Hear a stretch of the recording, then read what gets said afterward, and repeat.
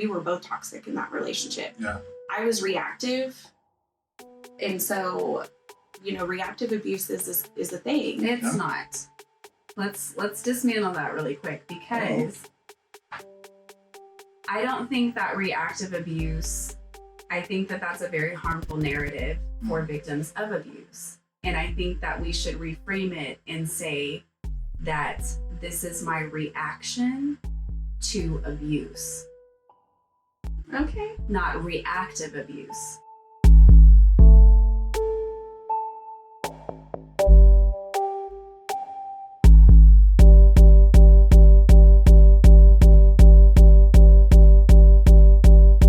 Hello again, and welcome to a very special episode of Authentic on Air with Bruce Alexander. Today marks the first occasion that I have multiple guests in the on-air studio at the same time. I am both excited and terrified. Maybe this will be the test that proves to me that I know what I'm doing. Or not. I joke around, but I feel so blessed to have the host team of the Marvelous Mistonic Muggles podcast in the studio. With the three of us in the same place, there will be a lot of A's, D's, and H's being unleashed on the airwaves. We will see what happens after today's reflection. It seems easier to avoid pain and betrayal if you never let anyone in. But doesn't that cycle actually invite more struggle into your life? Carrying all the burdens of life can be a lot. What if you shared the load with someone, even for just a moment? Life gets lighter. I challenge you to talk to someone about the heavy pain or stress inside. You may have become numb to it or gotten really good at pretending it doesn't exist. You can go to a medical professional for a more comprehensive solution, but what I'm talking about is just a moment of complete authenticity with anyone. Don't seek or even receive advice or solutions. Just sit in a moment of utter truth and feel that layer of anxiety fed by hiding melt away. Even if it is just for that moment, appreciate what it feels like to exist as your real self in the physical world. Try it. And tell me your experience in the episode 19 reflection post on Instagram, Threads, Facebook, or something else. That's wrong. I will edit this part. I need to do that. There's something else that's supposed to be part of that. Let's just go. No. Well, I'm on Spotify, but not. Let's try that again. Try it again and tell me your experience on the episode 19 reflection post on Instagram, Threads, or Facebook at Authentic Identity Management. Or make a post with the hashtag Authentic Reflections. I would love to hear from you. I practice this all the time with you. As my audience, you have experienced me dumping my emotional waste tank often. It is so important to me as host of this show that I keep it real. So whenever I start to feel like an emotion I want to hide from is filling me up, I just smash that eject button. That is often on air, and I'm totally okay with that, because that is exactly what this space was created for. Remember, if you like today's podcast or love the space we are creating on this show, then please leave a review and follow this podcast so you don't miss any of the great episodes I have coming weekly. If you want help learning how to embrace authenticity on a daily basis, comment eject in the episode 19 reflection comments, and I will reach out to you personally and set up a free consultation call. If you want to give the show some extra support, check out the new Authentic on Air with Bruce Alexander Patreon. I have more in development, but the two tiers currently set up are a $5 monthly supporter tier, and if you really just want to give back a bit and help me in my mission of spreading authenticity, and a VAP, a very authentic person package. For that, you get $100. It's $100 a month, and you will be given 2 30-minute one-on-one authenticity coaching calls with me. I'll protect your ad-free listening as I move forward with trying to get sponsors, and there will be some degree of all the benefits rolled out for lower tiers as I start to have the financial support to keep growing. So getting back to the amazing opportunity in front of me today. My guests met at the age of 5 and have spent the rest of their days in a relationship of platonic bliss. I have no friends in my life from childhood or primary school, secondary school, first run at college, early jobs, or even when I left Tulsa about 10 years ago. I wonder what my life would have looked like if, like Maralen and LaTresha, I found someone early in life that shared similar social struggles and successes. Would I have a lifelong friend if I had met an ADHD counterpart? Even more interesting, would I have felt the need to play the fit-in game if I had known that someone liked me just as I was? I will never know. But I do know that I love to see what the host of the newly launched podcast, The Marvelous Mistonic Muggles, have found in each other. You're both ADHD and autistic, I get the feeling that they have seen the darkest, ugliest parts and continue to love each other anyway. They both parent neurodivergent children and have survived domestic violence and sexual assault, making the smiles and laughter constant in their presence even more praiseworthy. They both bring a myriad of skills, talents, and certifications to the table, but as they sit across from me today, I see two authentic humans and that I am so excited to get to know. Welcome to the show, Maralen and LaTresha. Hey! We're so excited to be here. So excited. Thank you so much. Before we get too deep in anything, can you tell us in your own words, but as a pair, who you are, how you spend the majority of your time together, and why you think I invited you both on the show? Oh my gosh. Who we are as a pair? Oh, we Tweedledee and Tweedle. Smarter. Yeah. We are just our awkward, Selves, man. authentic, like genuinely. Yeah. Like we're weird. We dance and sing and There's no filters, you know, like we just Yeah. try to show up like as authentic as we can and just be willing and committed to growing and healing with each other and holding space for each other. And, you know, that's what's created this long life connection, you know, but it always wasn't like that too. You know, like we've had our moments of like separation, you know, where we've had to like, you know, be alone and be on different paths in certain seasons in our life. But, you know, I think when you find your person, like she's my person, you know what I mean? And I think it's so beautiful to normalize like platonic relationships because now in society it seems so like off-putting almost, you know, to like kind of like what you and Taylor were talking about, like not having like it not being okay to ask for help and, you know, things like that. Like, so I'm really grateful to like have found someone that I can experience that with and grow with and share my life with. And, you know, it's great. we do get mistaken for lesbians quite often. all the time. All the time. I mean, it seems like you have such a deep connection, and you know, talking about you're finding your person. Yeah. Usually, you think of your person as being someone that you're gonna Yeah. like spend together as a spouse. So, Yeah. what is that like? How's that been for your relationships that develop outside of this friendship? Has it been hard for them to find space?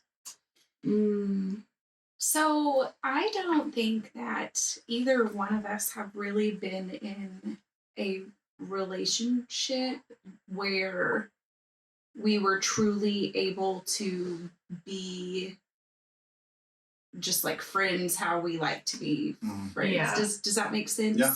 Like, you know, we to our faces, it's, you know, I love that you know, have a friend and blah, blah, blah. But then as soon as, you know, the other's gone and it's just, you know, you and your partner, it's, you know, why can't we have a relationship like that? Or, you know, always trying to use us against each other. Yeah, that triangulation. Yeah. Like for me, like, you know, I just escaped a 12-year domestic violence relationship last year. And so like for the majority of that relationship, like it was just such a I don't know what the word is, but it wasn't supported like at all. Like I was very isolated from her because there was a lot of coercive control happening. And so because I don't have family like other than my parents, and that was like excuse me, already kind of tainted, it was easier for him to manipulate me to like not be with her either. And so there was a lot of like pitting us against each other, like making these like just weird insinuations that like we're more than just friends, or he would make gross comments about like we should have a threesome with her, and I'm like just so off the wall stuff. And so it just wasn't something that was ever fully supported in any relationship that I've been in. And so now it's kind of like we're able to have that type of freedom because we've always talked about that as kids, like we're going to grow old and live together someday, and I just think that, that's exactly what our ancestors were doing. Yeah. And having that community. And so like the way that America now like shames people for being vulnerable and asking for help. And it's like anytime someone does that, it's like, why are you asking for a handout? And kind of like, again, what you guys were talking about, pull yourself up by your bootstraps kind of thing. And it's like, not everything in life has to be hard work. Mm-hmm. Like, why can't I work joyfully?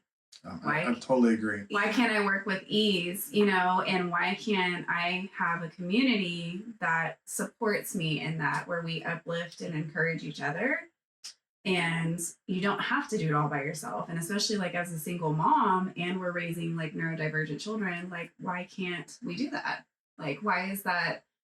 Like, you know what I'm saying? Because even with intimacy, people always think of physical intimacy, like, or sexual intimacy. But like, there's so many other ways that you can be intimate. Sharing a playlist with someone is a form of intimacy. Yeah. Like, I was thinking of you and this song reminded me of you. Or, just all different types of love Conversations. Yeah, that's super Like, intimate. Being able to be vulnerable with somebody and just have a real raw conversation without being afraid of judgment. Mm-hmm. Like that in itself is just a true deep form of intimacy. Yeah. And it's like, we have that.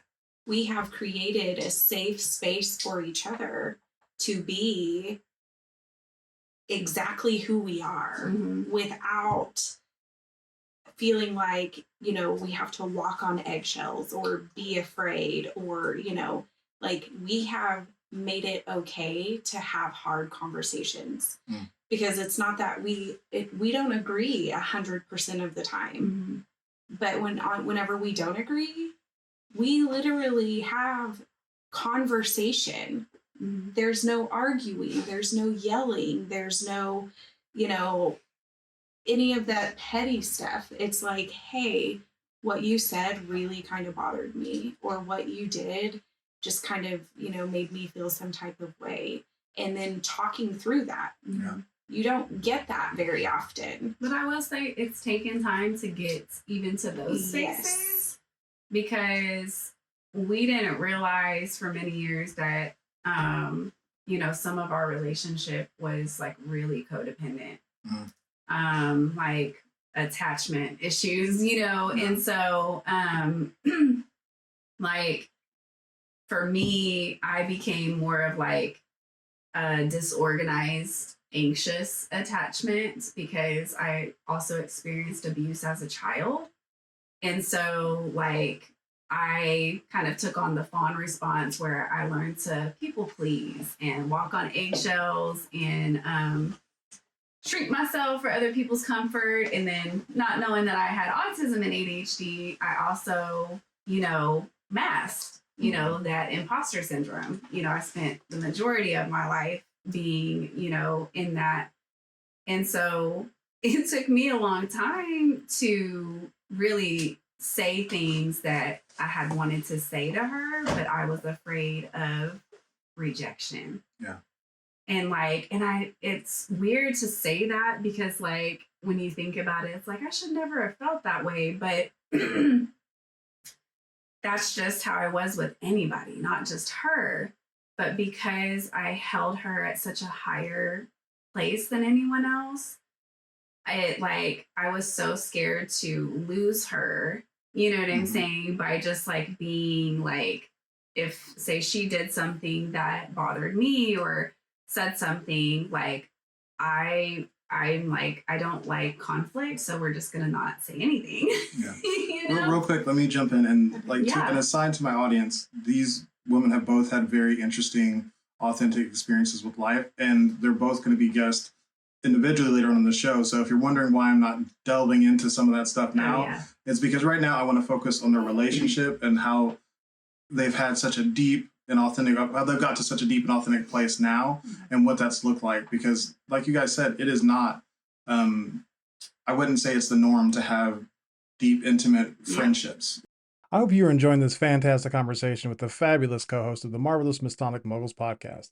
Hit that subscribe button right now because more content like this is on the way and I don't want you to miss it.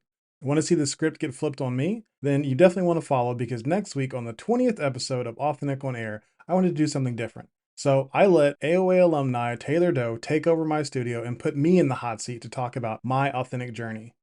I'm not going to lie, I like being the person asking the questions way more than being the one answering them. However, I did really enjoy the opportunity to share my story with my listeners so they can get to know the man behind the mic just a little bit better. And as always, anytime I get to sit across from Taylor, I know there's going to be a great conversation. If you don't believe me, just check out episode 9 when you finish this one, and you will be a believer. Let's get back to the conversation at hand, and don't forget to rate and subscribe this podcast. Marilyn's solo episode is coming soon. Thanks for listening.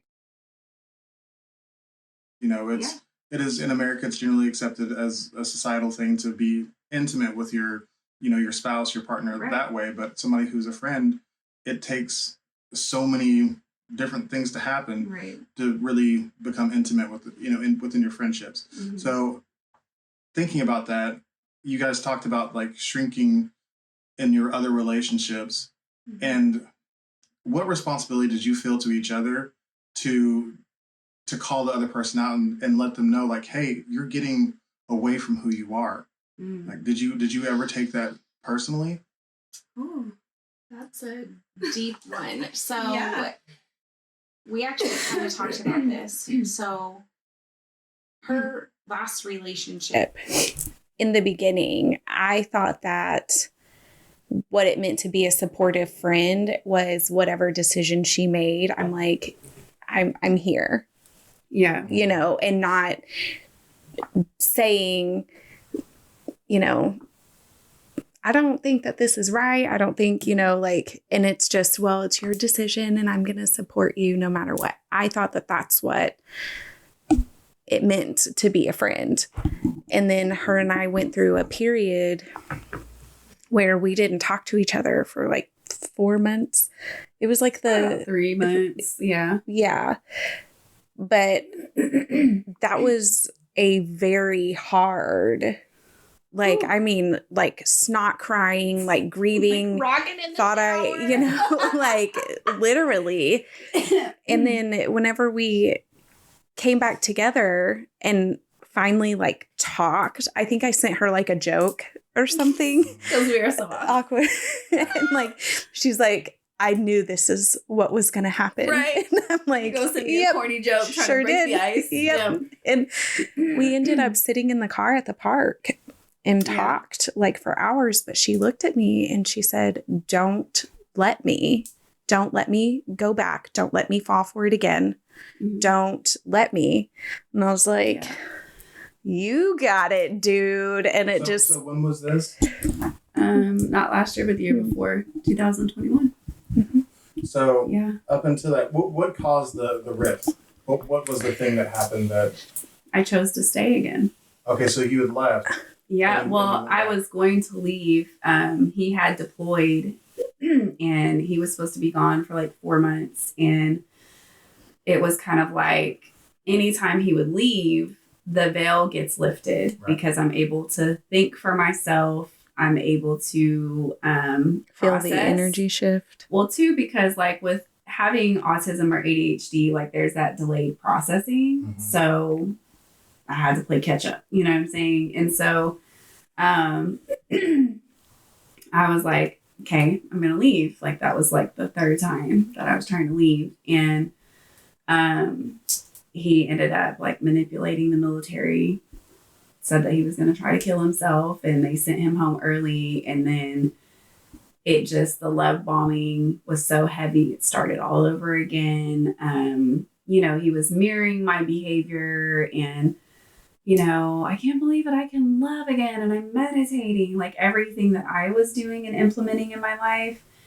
And, when you're wanting to see that in someone else, which is really you projecting your traits onto that person, and being in a state of denial and not seeing them for who they are.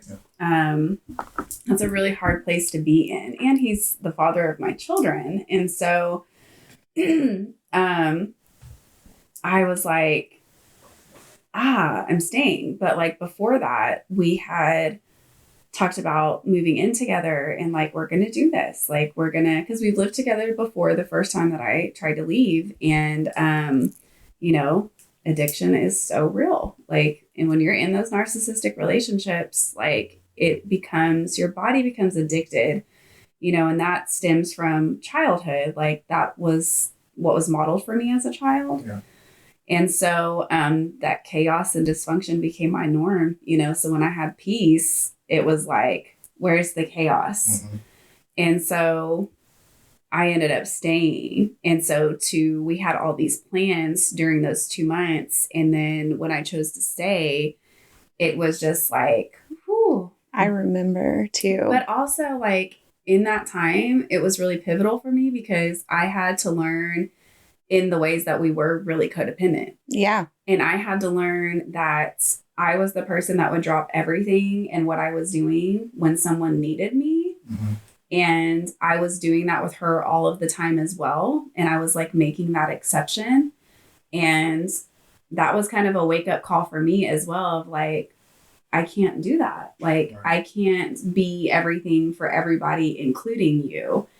And so that was hard conversations to have too, because I had to be honest about how I felt and not like filter anything because I was scared of her response. You know what I'm saying? Mm-hmm. And plus I read like facial cues like so heavily, you know, and if I see her face, like, you know, like remotely like change in any way, I'm like, well, I didn't mean to say it like that, or, you know, and I would like stutter and stuff. And like now I'm grateful that we're to a point to where I can just be like, that's not what I said.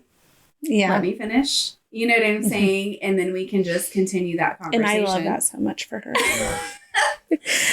But yeah, no, you like know. I remember whenever you told me you were going to stay, and it was literally like I had just got like stabbed right in my heart. And it wasn't necessarily because of the plans that you and I had made of like trying to get you out again and all of that. It was literally because I knew that it was going to happen all over again. Mm-hmm. It was going to be okay for a little bit, but then it wasn't going to be okay. Mm-hmm. Once he knew he had his hooks back in you, like it was going to go right back to what it was before. Mm-hmm. And I remember like whenever we were sitting in the car after we had come back together and you were like, it's happening all over again. Yeah. And you're like, don't let me stay. And I'm like, don't be that friend that's like, I'm so happy for you. You guys are working things out, like be real. Because at that point, I had already made up my mind that if she was going to stay, then our friendship could not continue. Yeah, that's a boundary. And it was not because I didn't love her, not because I didn't have love for her. Because you loved her. Correct. Yeah. And it was like, I can't watch this again. And, you know, and I was going through my own stuff and, you know, all of that at the same time. And so it's like, you know, like, and we gotta figure it out. You know, she has to learn for herself. I've got to learn for myself. And just like she said, we had to break that codependency that we had on each other. Talking to LaTresha, you were also in an abusive relationship, right? Yes. I didn't even realize that the relationship was so psychologically, what's the word? Yeah. Like basically until after, if that makes sense. But I can honestly and be 100% honest and say like we were both toxic in that relationship. Yeah. I was reactive. And so, you know, reactive abuse is a thing. It's not. Let's dismantle that really quick because I don't think that reactive abuse, I think that that's a very harmful narrative for victims of abuse. And I think that we should reframe it and say that this is my reaction to abuse, Okay. not reactive abuse. You know what I'm saying? Yeah. Because when people abuse and nitpick and all this stuff, that is what they do to produce an emotional reaction or response from their victims. Mhm. And so I think that that's a really harmful phrase that kind of needs to be dismantled and kind of regrouped a little bit. Yeah. Because for victims, like, that's further victim blaming and insinuating that victims themselves are abusive. You know? Well, can I ask a question? Sure. Do you think at some point it can become reactive abuse where your spirit has been soured to such a degree to where you are actually abusing? No. You don't think I that's don't think so, because in that case, like, you are defending yourself. And so for like victims that have been berated and psychologically abused and coercive controlled and isolated, it's so unjust and unfair to judge a victim's reaction to abuse. What if that reaction is on someone else? It's not the abuser. What does it become then? I've never really seen any cases or anything like that where that's happened. It's only happened with abusers that I've seen, where abusers will use like children or anything like that. But I don't know. That's a good question. Yeah, that's a good. Didn't mean to Examples. cut you off, but yeah. If you're in a relationship where you're being abused and you take it out on your children, Mhm. you are emotionally abusive with them. Yeah. Does that become your responsibility at that point for not having the ability to handle what's being put on you in a way to not put it on somebody else? Yeah, I mean, I think that you should take accountability for that for sure, because I know, like, I have been guilty of that, and earlier on in my relationship with my husband, with my children. It's a really good question. I'm gonna have to think on that. So that way you can just. Yeah, Yeah. let me think on that, because that's really good. Yeah, and the reason why I Yeah. ask is because I definitely think that victim blaming is a real thing that Yeah. should not be Yeah. done. Yeah. People don't choose to be abused. Right. But I think it's also an authentic thing to do to be very self-aware. Yeah. And so whenever you're starting to let something that is affecting you negatively affect other people, Yeah. I think that at some point you have to take culpability of that Right. and, Yeah. and change something. Well, Yeah. that's more like dysregulation, I feel like, because when you're talking about the phrase reactive abuse is literally just meaning towards the victim and the abuser. Right. Okay. So when you're involving other people, that's more of like you're emotionally dysregulated Mhm. and you're taking your anger out on other people. Right. And I don't think that that's that's a very like thin line, because you have to learn how to regulate emotionally. And if you're constantly being abused, it's really hard to do that. Like, I was never the person that would take my emotions out on other people because I was being abused. Mhm. Because I knew that I had to do better for my children, and I was like the shield. You know what I'm Right. saying? But like in those cases, I really feel like it's directly just correlating with the abuser and the victim. And so if you were being reactive because your partner was constantly like harassing you in the house and belittling you, I had no emotional self-control, right. Mhm. like genuinely. And so Do you feel like your autism played a part in that, or like my ADHD makes it very hard to regulate yes. my emotions? at times? Now that, so I feel like I was misdiagnosed with bipolar disorder, Mhm. but really it's like ADHD rage, autism rage, like not being able to like understand and control like the overstimulation, the dysregulation, all of those things that's happening. And it literally comes out as rage. But I was taught that at a young age. Like, I was taught that whenever that standing up for yourself meant fighting, Mm.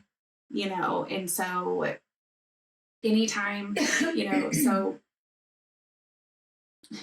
I haven't talked about this publicly, so this is new for me. Yeah. So my ex had a lot of affairs, but I never had 100% proof of the affairs, but I knew it was happening. But even whenever she looked at me and said, oh, I didn't go to this Christmas program that some of our really good friends their children were in it. And she met her ex at a park and they kissed. But she didn't tell me that until like 2 years after it happened. So then it's like, but you can't be mad because it happened so long ago. But you know what I'm saying? And so then, and so then it's like, like, thank you so much for like being honest with me and telling me that. But then thinking about it and it really hitting and then getting angry because it's like, how could you do that? You know, I mean, I punched holes in walls. I kicked holes in walls. Like I would lose it. And so then I would be made out to be the crazy one. And it's like, look at you, look at how you're acting. If I felt like you loved me, I wouldn't have done that. If I felt like I was getting the attention from you that I needed, I wouldn't have done that. And then I start feeling bad about myself because it's like, oh my gosh. Like I could have done better.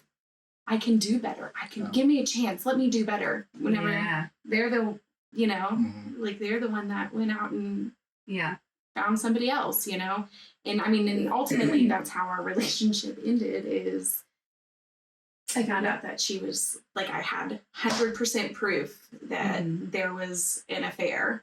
And whenever I found out, it was like 2:00 in the morning. I flipped a light on. I threw something at her. And then we started going at it. Like we started fighting. I punched a hole in the wall in the garage. And then she started crying and she was like, I'm sorry. And I looked at her in that moment and I said, you're not sorry. You're not sorry because of what you did. You're sorry because I caught you. And I was like, you need to leave. Were you ever like actually, did you physically put your hands on each other? In that one particular moment, like whenever that was happening, like, I mean, we were like wrestling because she was trying to get her phone away from me because I was trying to call the lady because I was you were spinning out. I sure was. And anyways, and she has a scar on her arm from where I was like clawing at her, but we were but outside of that we were never physical with each other. It was just like, it was more verbal and emotional than anything. I mean, I couldn't leave the house. If I had on a dress, I'd have to literally bend down and touch my toes. Oh, nope, it's too short. You can't wear that. Whoa. But then, made to be like, but I'm just looking out for you, because you don't want, people just coming up to you and thinking, and like, so then I'm like, oh, like she loves me and she's protecting me. And see, her story is a great example because many people think, like in my case, like that it's just men that can be narcissistic or abusive. No, like women are just more capable of being manipulative and stuff. But, it's just a prime example, But I mean, like I said, I can say that, I can take fault or take accountability for the parts that I played.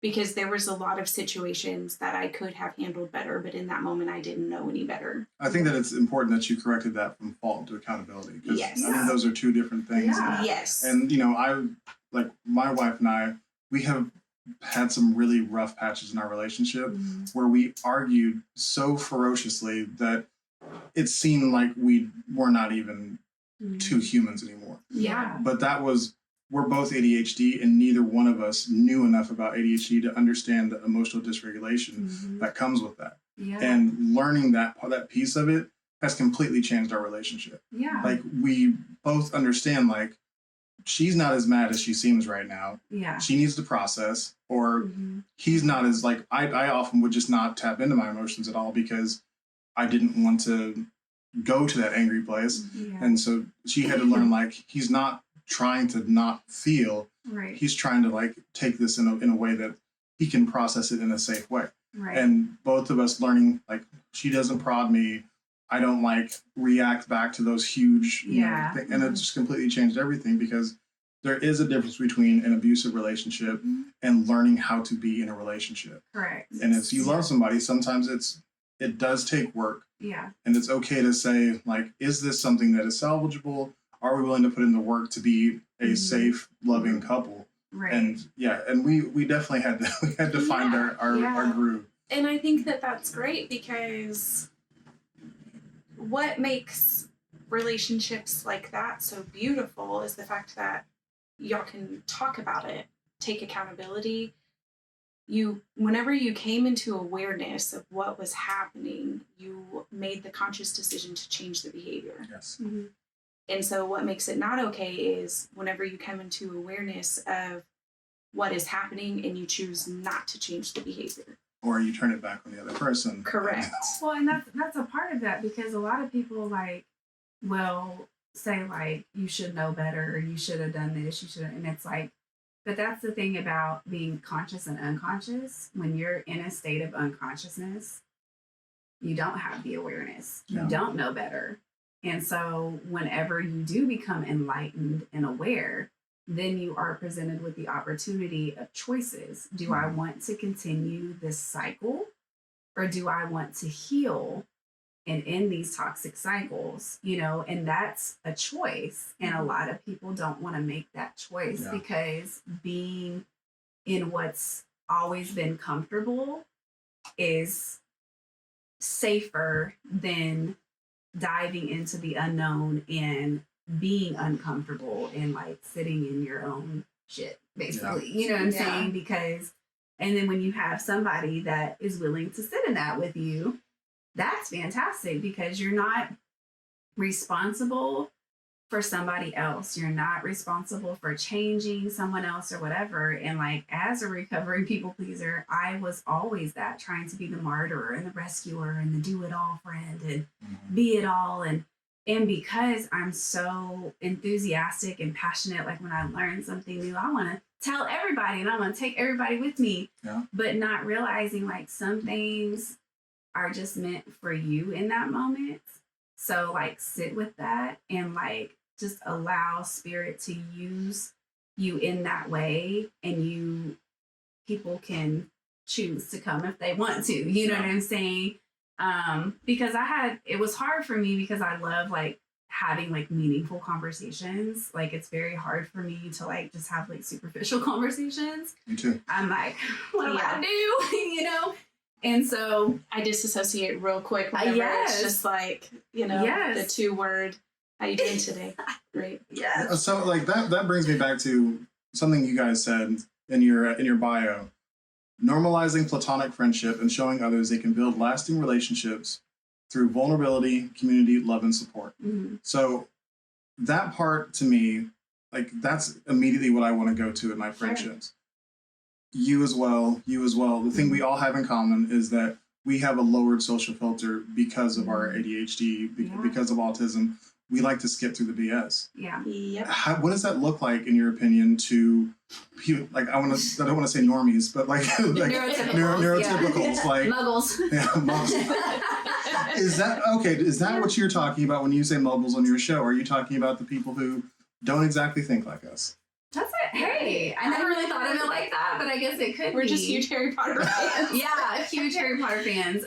But I think that, like, it does become very challenging when you are neurodivergent, and especially when you're still learning about ADHD and autism, because, like, I always knew, I think once I got into my early 20s and I started to learn about ADHD, I just knew.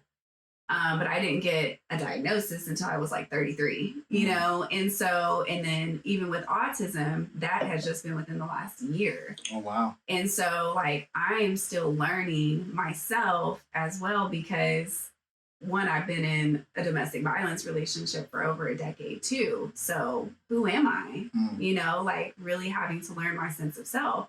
And so when it comes to, like, having to make friendships with other people or try to develop this community, sometimes it does become challenging. I know it has been like for us growing up, because a lot of those relationships, even I had to realize like a 17-year relationship I was in was like very superficial. Mm. God, and that's hard because you have to grieve that, you know what I mean? And like the lack of depth and support and uplifting and encouragement, and then also like taking accountability for yourself of where you self-sabotaged, where you let down your boundaries, where you know what I'm saying? Because you can't just put the blame on another person because you're responsible for yourself in that. But I know it's been very challenging for me to like develop relationships with people, and especially because like people would always just like look at me as a pretty face, and so that was really frustrating because I'm like super fucking goofy and like outgoing, and like I just want to like talk about dinosaurs, you know, and just like do weird things together. Let's go collect rocks, you know. But like I've literally like Ziploc bags. yeah, but I've had men like tell me that like that I don't want to get too close to you because I'm really sexually attracted to you. And I'm like, that's such a bummer, man. Like, cause God, like I'm really cool as shit. You know what I'm saying? Yeah. You're missing out because there's been times I want to have that relationship with men and not be sexualized. Yeah. You know, and like that stinks, you know, especially when you think that they're like a really amazing person. You might connect with them like musically or like whatever.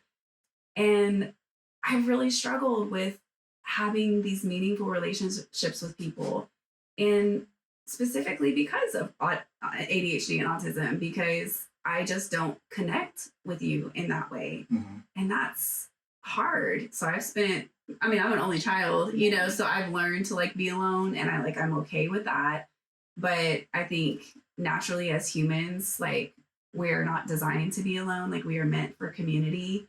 And so finding your community, Yeah, that's very important. it is. And it happens though once you step into alignment. Yeah. Is what I've learned, you know. For me, I get told I'm a B word all the time because I'm blunt, like straight to the point, and so that makes me aggressive. Yeah. And that, you know, it's like I'm just direct. And instead of it being looked at as assertive or direct, it's why are you being aggressive? And it's like, how is me telling you that what you just said makes no sense? Me being aggressive. It's just me being honest. So like, you know, or, you know, trying to like, if you're Can you pause real quick? I just stopped recording. I think hold on 1 second.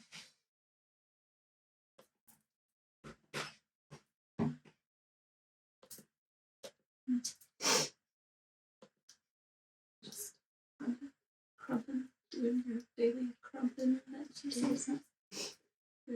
Sorry. You're fine. Picking back up, you were just talking about people asserting that you're a B word because you're honest. Yeah. And I mean, not saying that I can't be, because I can, but I am. I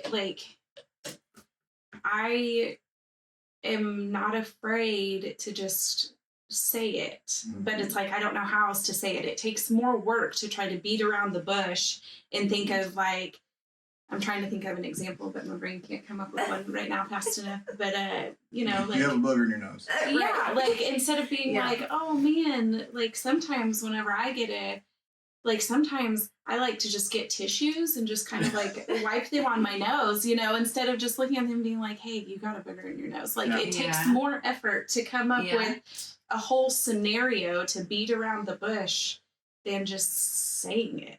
Yeah. And I found a very similar thing because I can be brash at times, but what I've found is that I've had to start asking myself, is it helpful?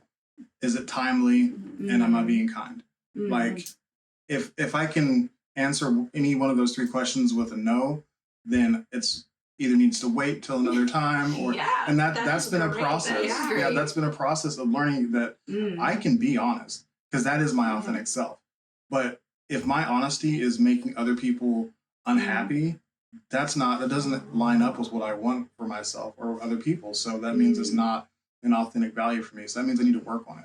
That means it's something I need to grow. Let me challenge you in that aspect. So when it comes to like being authentic in relationships and there's something that you need to be honest with your friend about and having an uncomfortable conversation, do you hold responsibility for their emotions?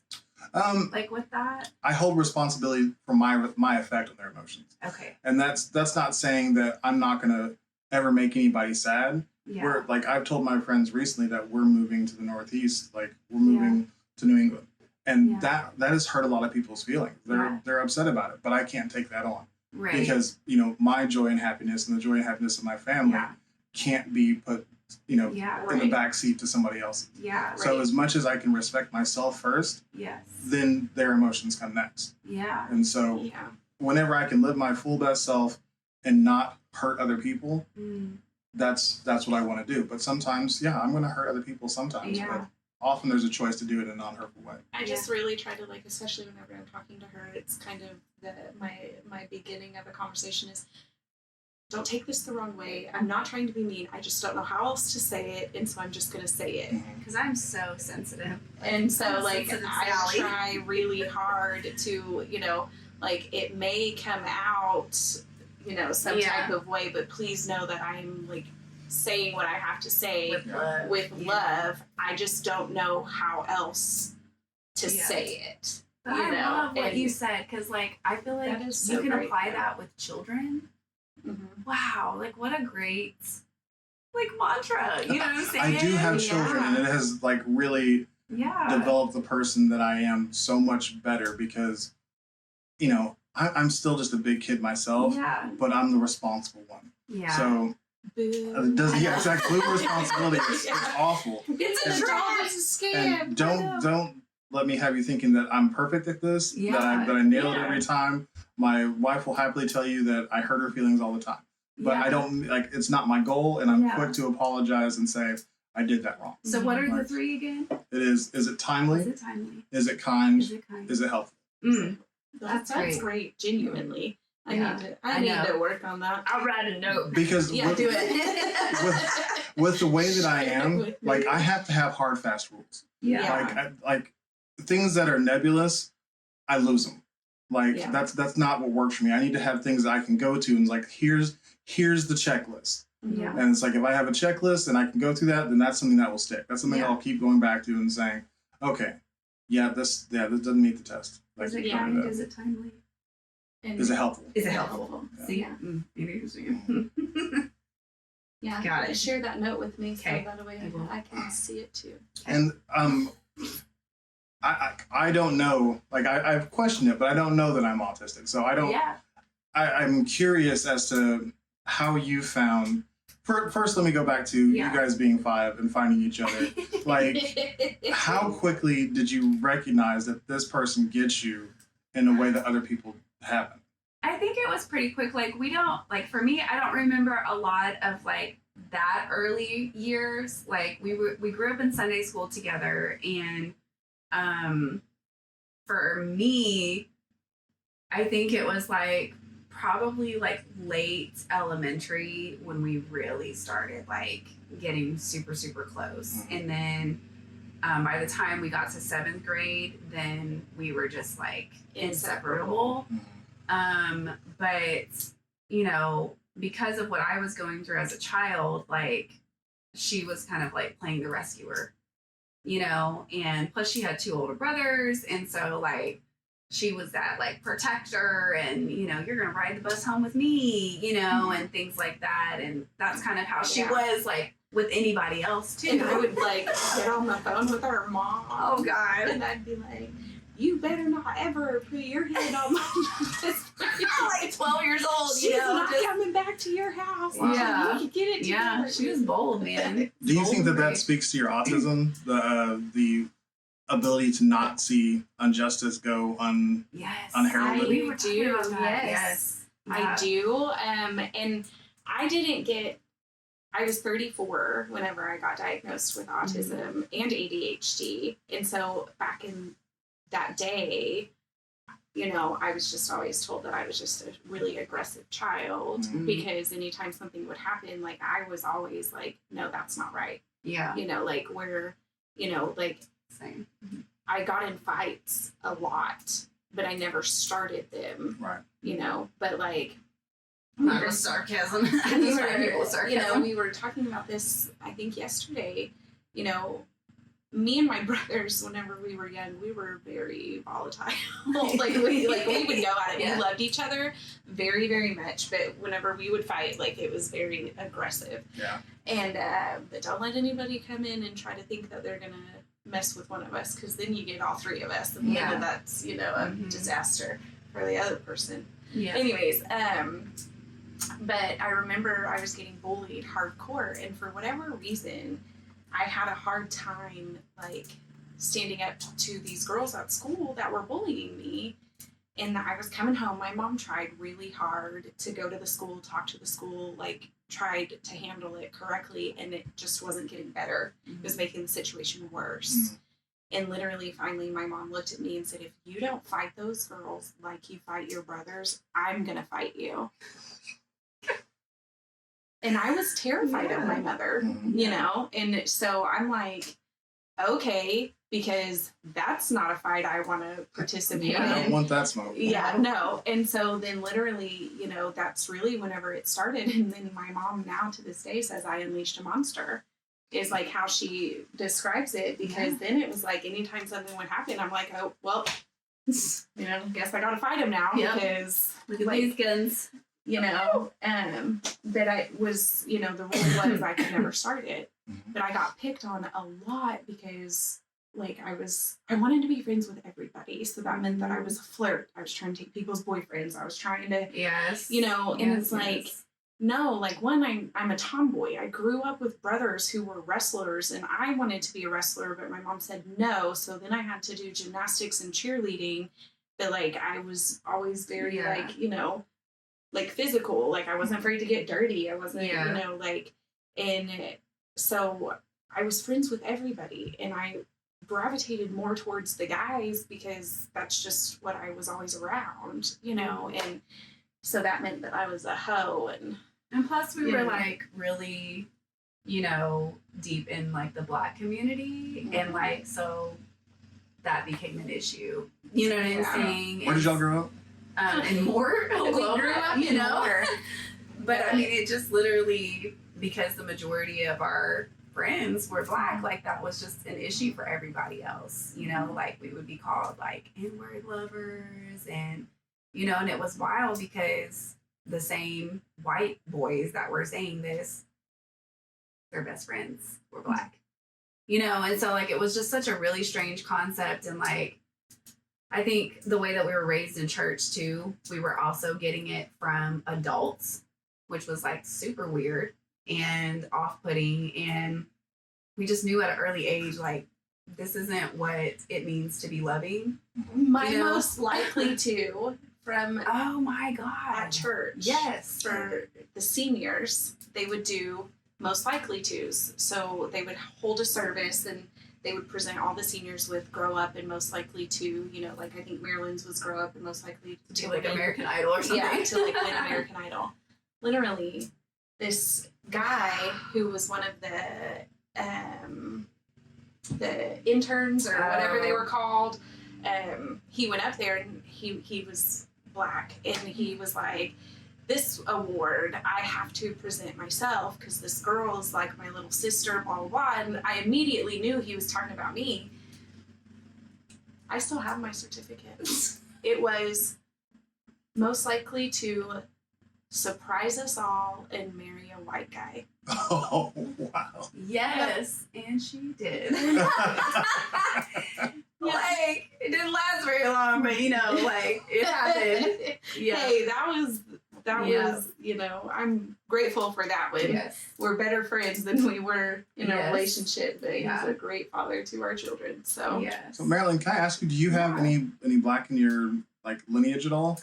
So when I did my DNA, I was actually kind of like super low key, like sad because it was like 100% colonizer. So I was like, oh shit. No, but it was like traced back to like East Africa. I mean, like we all come from Africa is my belief anyway.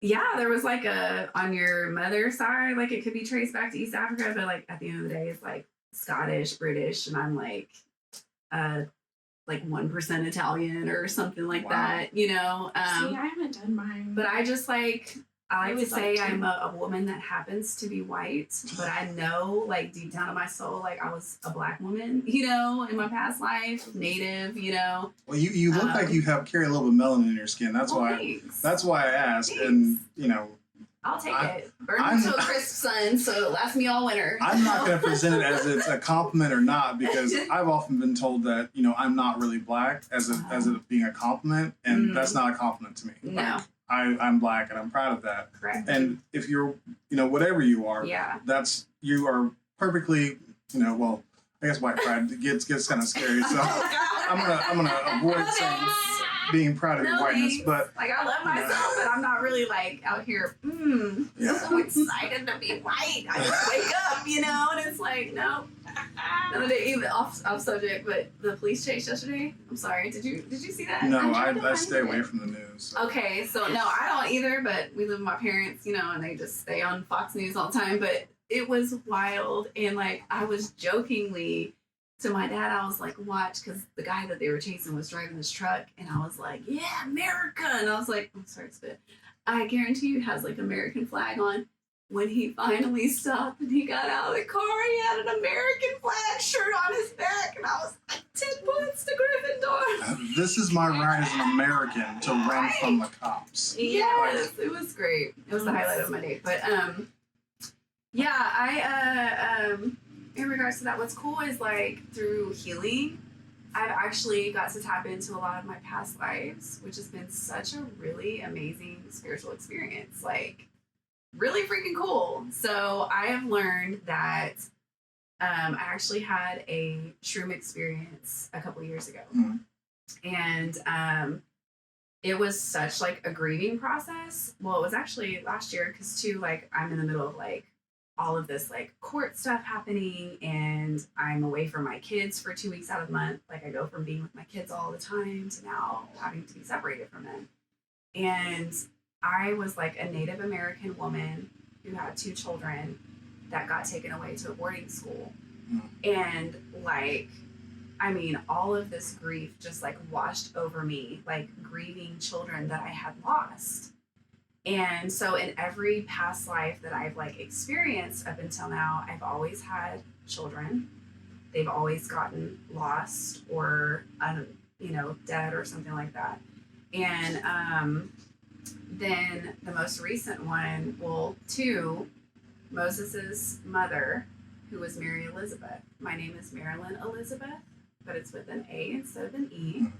And there's a lot of like irony there, like even with like Moses, like Dakin. My son's name is Dakin, and he's named after Wolverine in the comics. And he was actually trying to be killed by what's his name? Oh my god, I just went blank. Wolverine or Moses? No, the guy that was trying to kill Wolverine. Sabretooth. No, that's a good guess. Oh, dang. Oh my god, it's gonna drive me nuts now. Anyways, their names are literally both the same because Romulus was the one that was trying to kill. Romulus was trying to kill Dakin, and Ramesses was trying to kill Moses.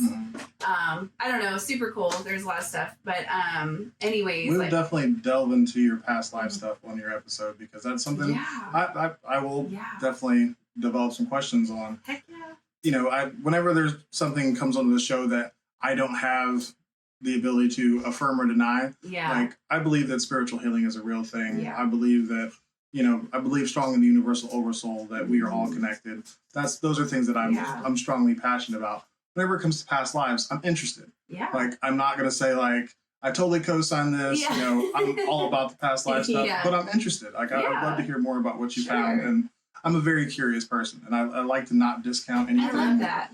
that, you know, Jinx. that I don't know. Sorry, neither one of you can talk now, so we're just going to sit here for the next 30 minutes. No, please don't respect the jinx in the show. That would be very uninteresting.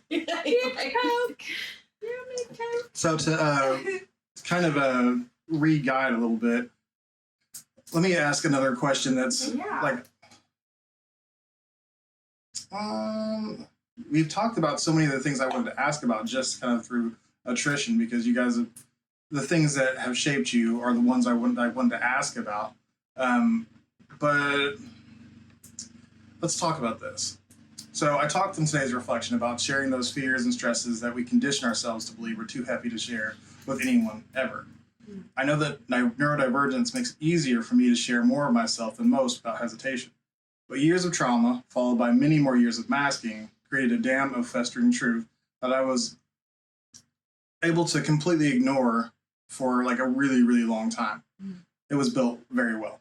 So it wasn't until I was in risk of losing everything through behaviors that I was doing that didn't really align with who I claimed to be, that I had to start asking questions of myself and, you know, poking and prodding that dam a little bit.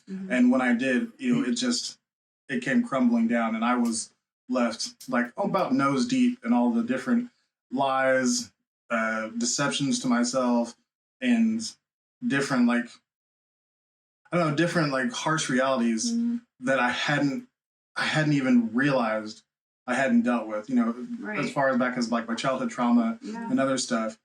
Do you feel, I'm sorry, but in that moment, like I had my first real taste of authenticity, of like being honest to myself and saying like, I am messed up. Yeah.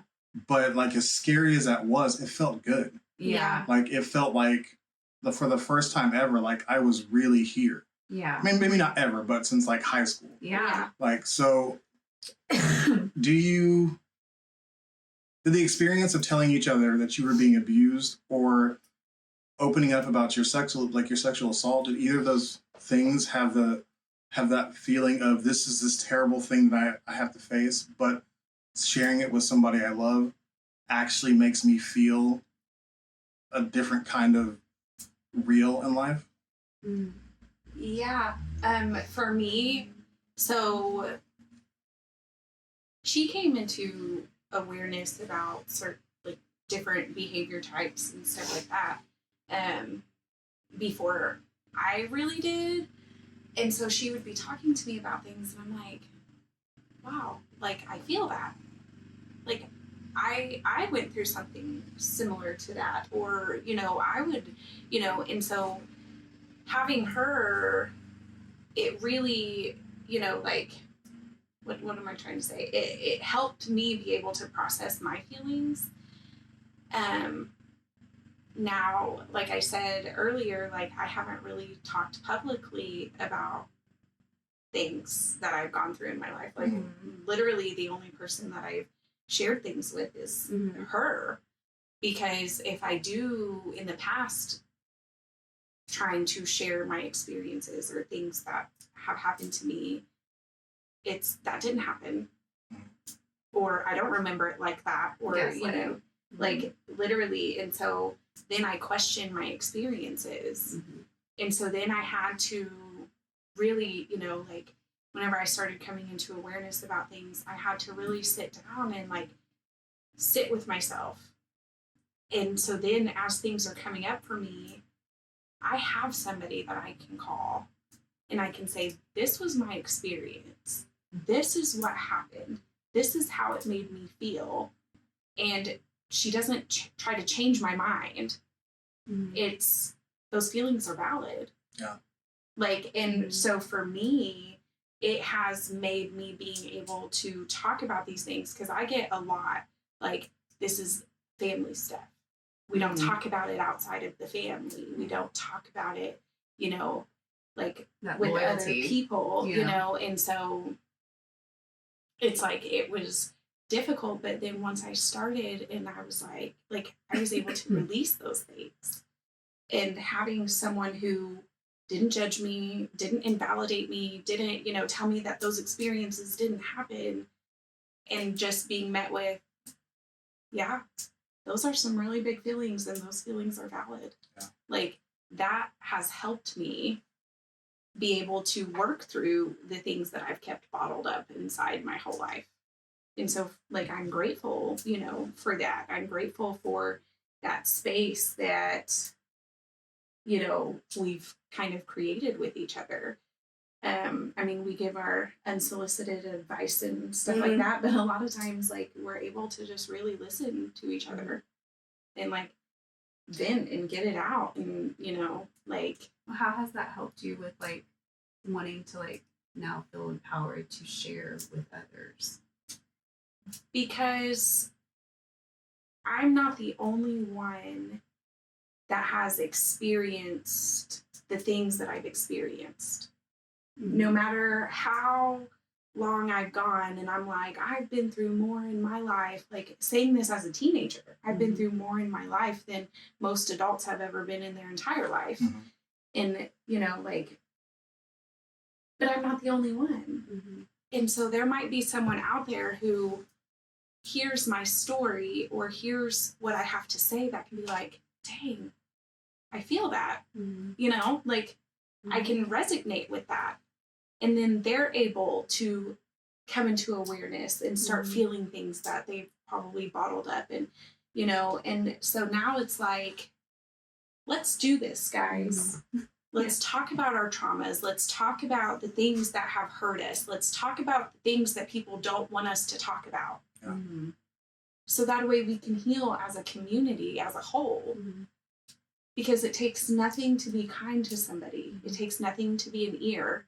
Now, if, you're not mentally prepared for that, it's also okay to say, I'm not mentally ready to hear what you need to tell me, but, not ready to receive. Yeah, so give me a minute and let me, like, regulate myself and process this, and then we can come back and talk about it. Like, Let me just interject really quick. Like, the importance of either one saying, like, I'm not comfortable talking about that, this part of me is for myself, or these other two options of being honest while you go through whatever it is you're going through, I think is so, so important, because, like you said, maybe somebody else has gone through it and can look at you and say, wow, I'm not alone.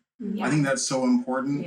But also it can have, not being honest about it can have the negative effect. Saying that I'm going through this thing and I'm totally fine. It can make people feel crazy.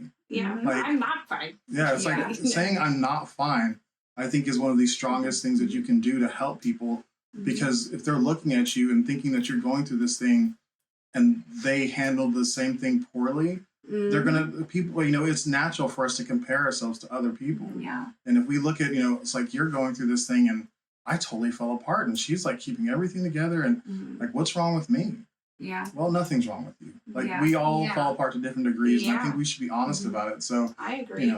Whatever degree you fall apart to is perfectly okay. And it's one of my favorite things to say is it's okay to not be okay. Because you have to, in order to be true to yourself and to be authentic, you have to allow yourself to feel your emotions. Good, bad, and different, whatever they are, you have to allow yourself to feel them so you can move through that. And that's the part, is being true to yourself. I think, like you were saying, like, going inward is like one of the most ugliest, scariest, messiest things ever, because, like, we avoid that at all costs. And I know, like, I guess I'm grateful for hyperfixation because that has really, like, led me down the rabbit holes of, like, my spiritual awakening. And because, we grew up in the church, so there's a lot of religious trauma there. So I had to, like, really separate myself from that and find my own spiritual journey and, like, what are my values and beliefs and what do I align with? Because from the moment you're born, if you grow up in that indoctrination, like, you're automatically told what you believe, what you should believe, who you are, what you should do. And it's like, but who am I? Like, I'm not an extension of my parents. Like, I'm not an extension of anybody else. I am myself. And so what does that mean for me? Like, how can I show up? And, like, when I was going through this stuff last year, like that was a very deep place for me to be in. Like we talked about like on the floor, fetal position, snot crying, you know, and like really allowing myself to grieve and like feel every emotion, even if it was uncomfortable, and doing deep shadow work, man. Like really going inwards and saying, what about me?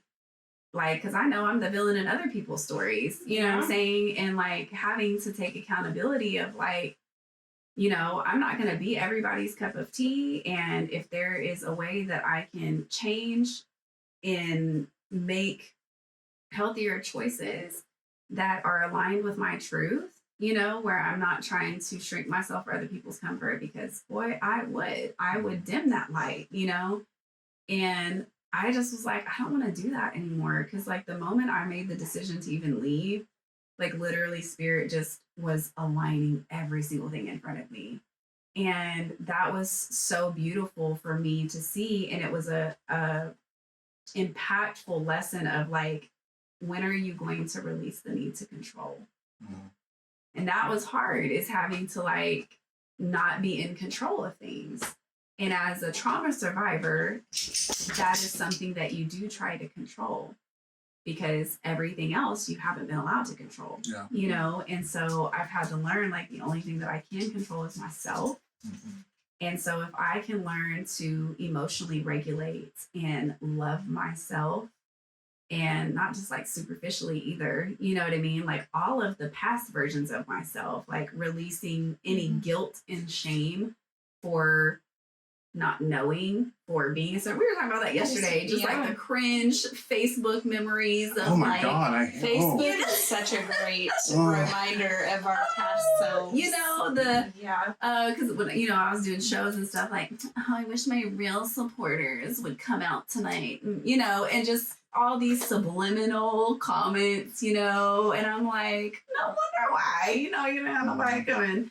But just being honest about that, I think that's like the realest thing that you can do, is like learn to like love and laugh at those past versions too, of like, man, I sent her so much love, you know what I mean? Yeah. Like, I haven't gotten there yet. Like whenever I get a time hop memory from something I put on Facebook 7 years ago, I'm like, what a douche.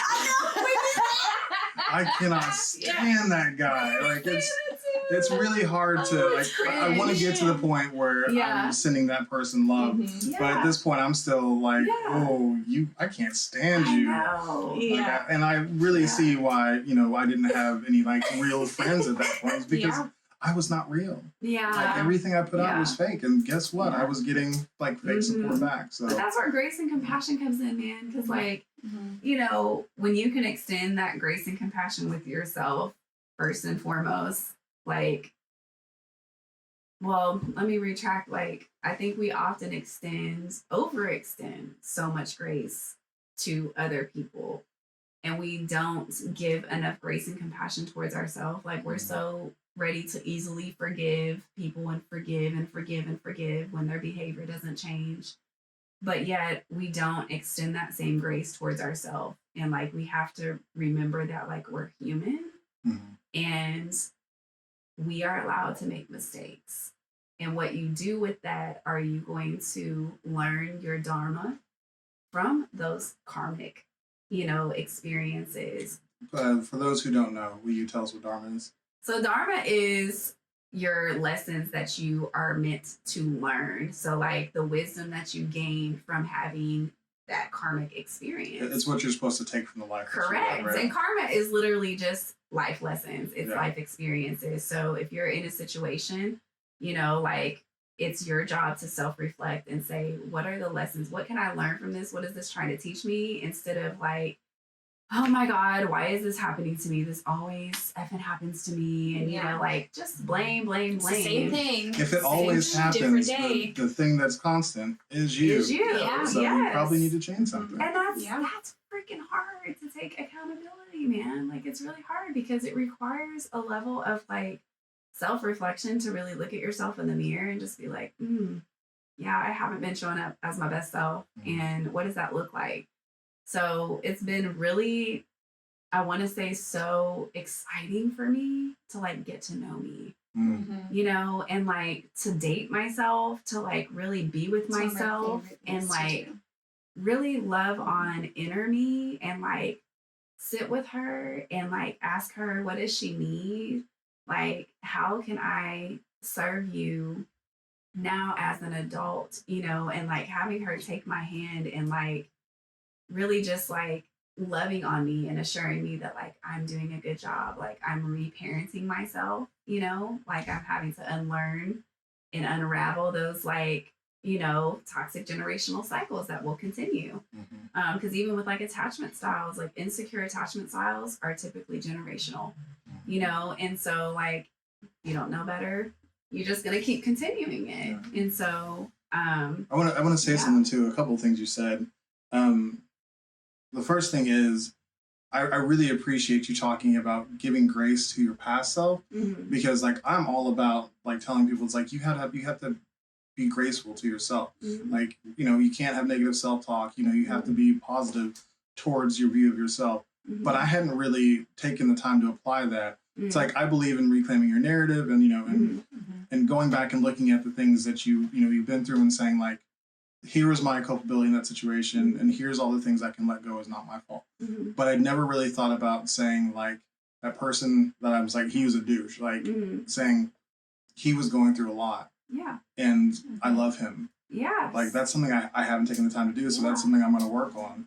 Because like I love doing this show because I get to hear how lots of different people from lots of different kinds of backgrounds, from you know scientific to you know spiritual to you know religious, how they all handle these things.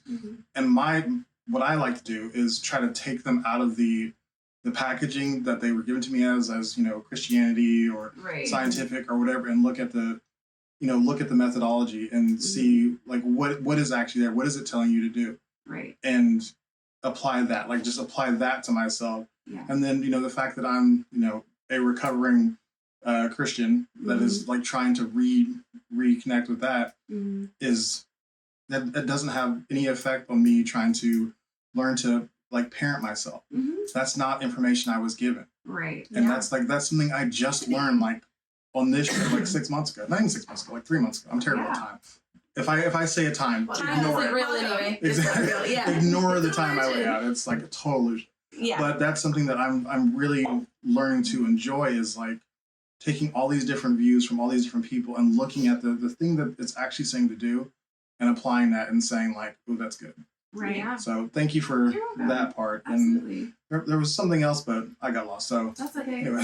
That's okay. Yeah. And I mean, like, even on a construct of time, like, it is an illusion. And like within our society, it's like there's so much shame and guilt around like, you should be doing this by this time, or you should be here, you should have a real job, you know? And it's like, well, I'm getting real money, so I think it's a job, you know what I'm saying? Like, are you really getting paid? Then it really counts. And it's wild. And like, I know that will be like another topic of discussion, but just like lightly, like, you know, that's a huge part of being autistic and ADHD is like the majority of that community are self-employed because we make up 85% of the unemployment rate, you know, and because people don't want to hire us, you know, and you're really missing out, you know, but like, either that or it's just hard to stay interested in that, especially if it's like a monotonous job.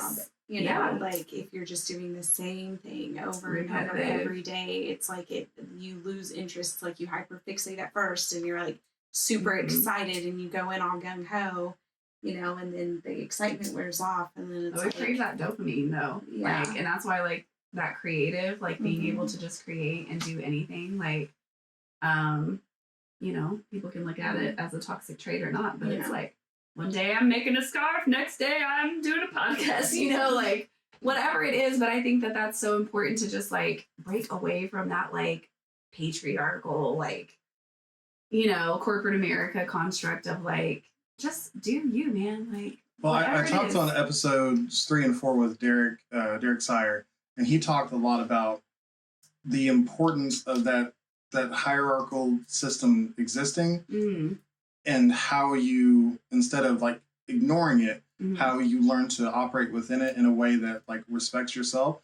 And I thought that was a really interesting conversation because, you know, hearing you talk about it just not being like, I was not a good fit for the fire department, Mhm. but the first 6 months of completely breaking you down made me fit to the part where I showed up on time. I was early to everything. Like Mhm. that part is broken, like through very severe, I'm not gonna say like very severe repetition and like fear of losing something that you worked so hard for. Mhm. Because, you know, when you start anything, you're super excited about it, you know, Mhm. and you're gung ho, and that goes away. But the amount of repetition and the amount of fear that's built into you for like ever being late, like that is the like almost the biggest faux pas on the fire department that exists is like showing up late. If you're 2 minutes late to work, like you will be talked about. Like, you know, it's like a bunch of high school like cliques. Shame. It's so much shame. So I was able to like now I'm on time to everything because they broke me. Wow. It's like so I, you know, if now I've got all this, you know, not it's much less shame and guilt. Now I do respect other people's time. Right. And that's the thing I've taken away from it is that if before it was all about like you gotta be on time, you gotta do this, you gotta stick to a schedule. Now I'm less about that. Now I'm like I want to respect other people's time. Right. Because that is the like if we have scheduled time, we are agreeing to the social contract that time exists for now. Yeah. And you've got to respect that person's time and show up for that and be ready for that thing.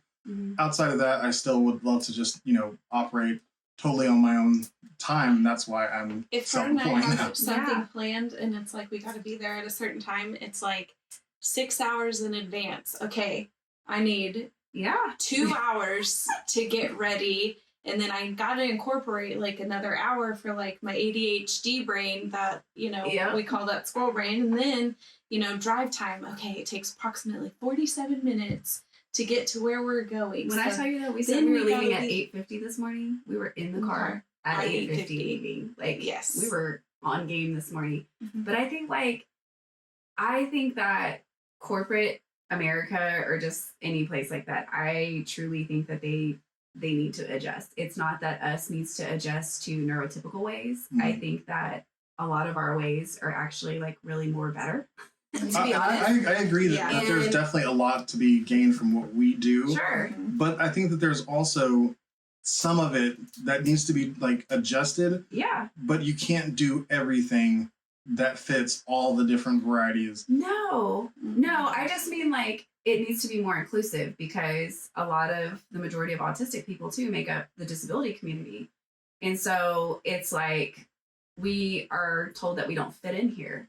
And so where is there space for us? Because you discredit our diagnosis, or because we have a disability, you deem us as unworthy or less than.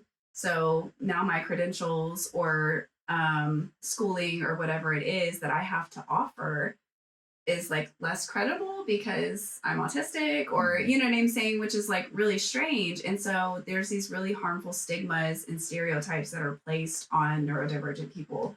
And I just really wish that those places would be more inclusive and just really have more diversity, because like you're really missing out on like really great people that would do a really great job and benefit your company, you know. And I don't think that it's neurodivergent people that should have to constantly be made to conform, because that is literally what we're taught from birth, is that we have to shapeshift and be like everyone else because we're shamed into not being ourselves from an early age of like, you know, don't wear that. Act you're like this. Sit pretty. Keep your mouth shut.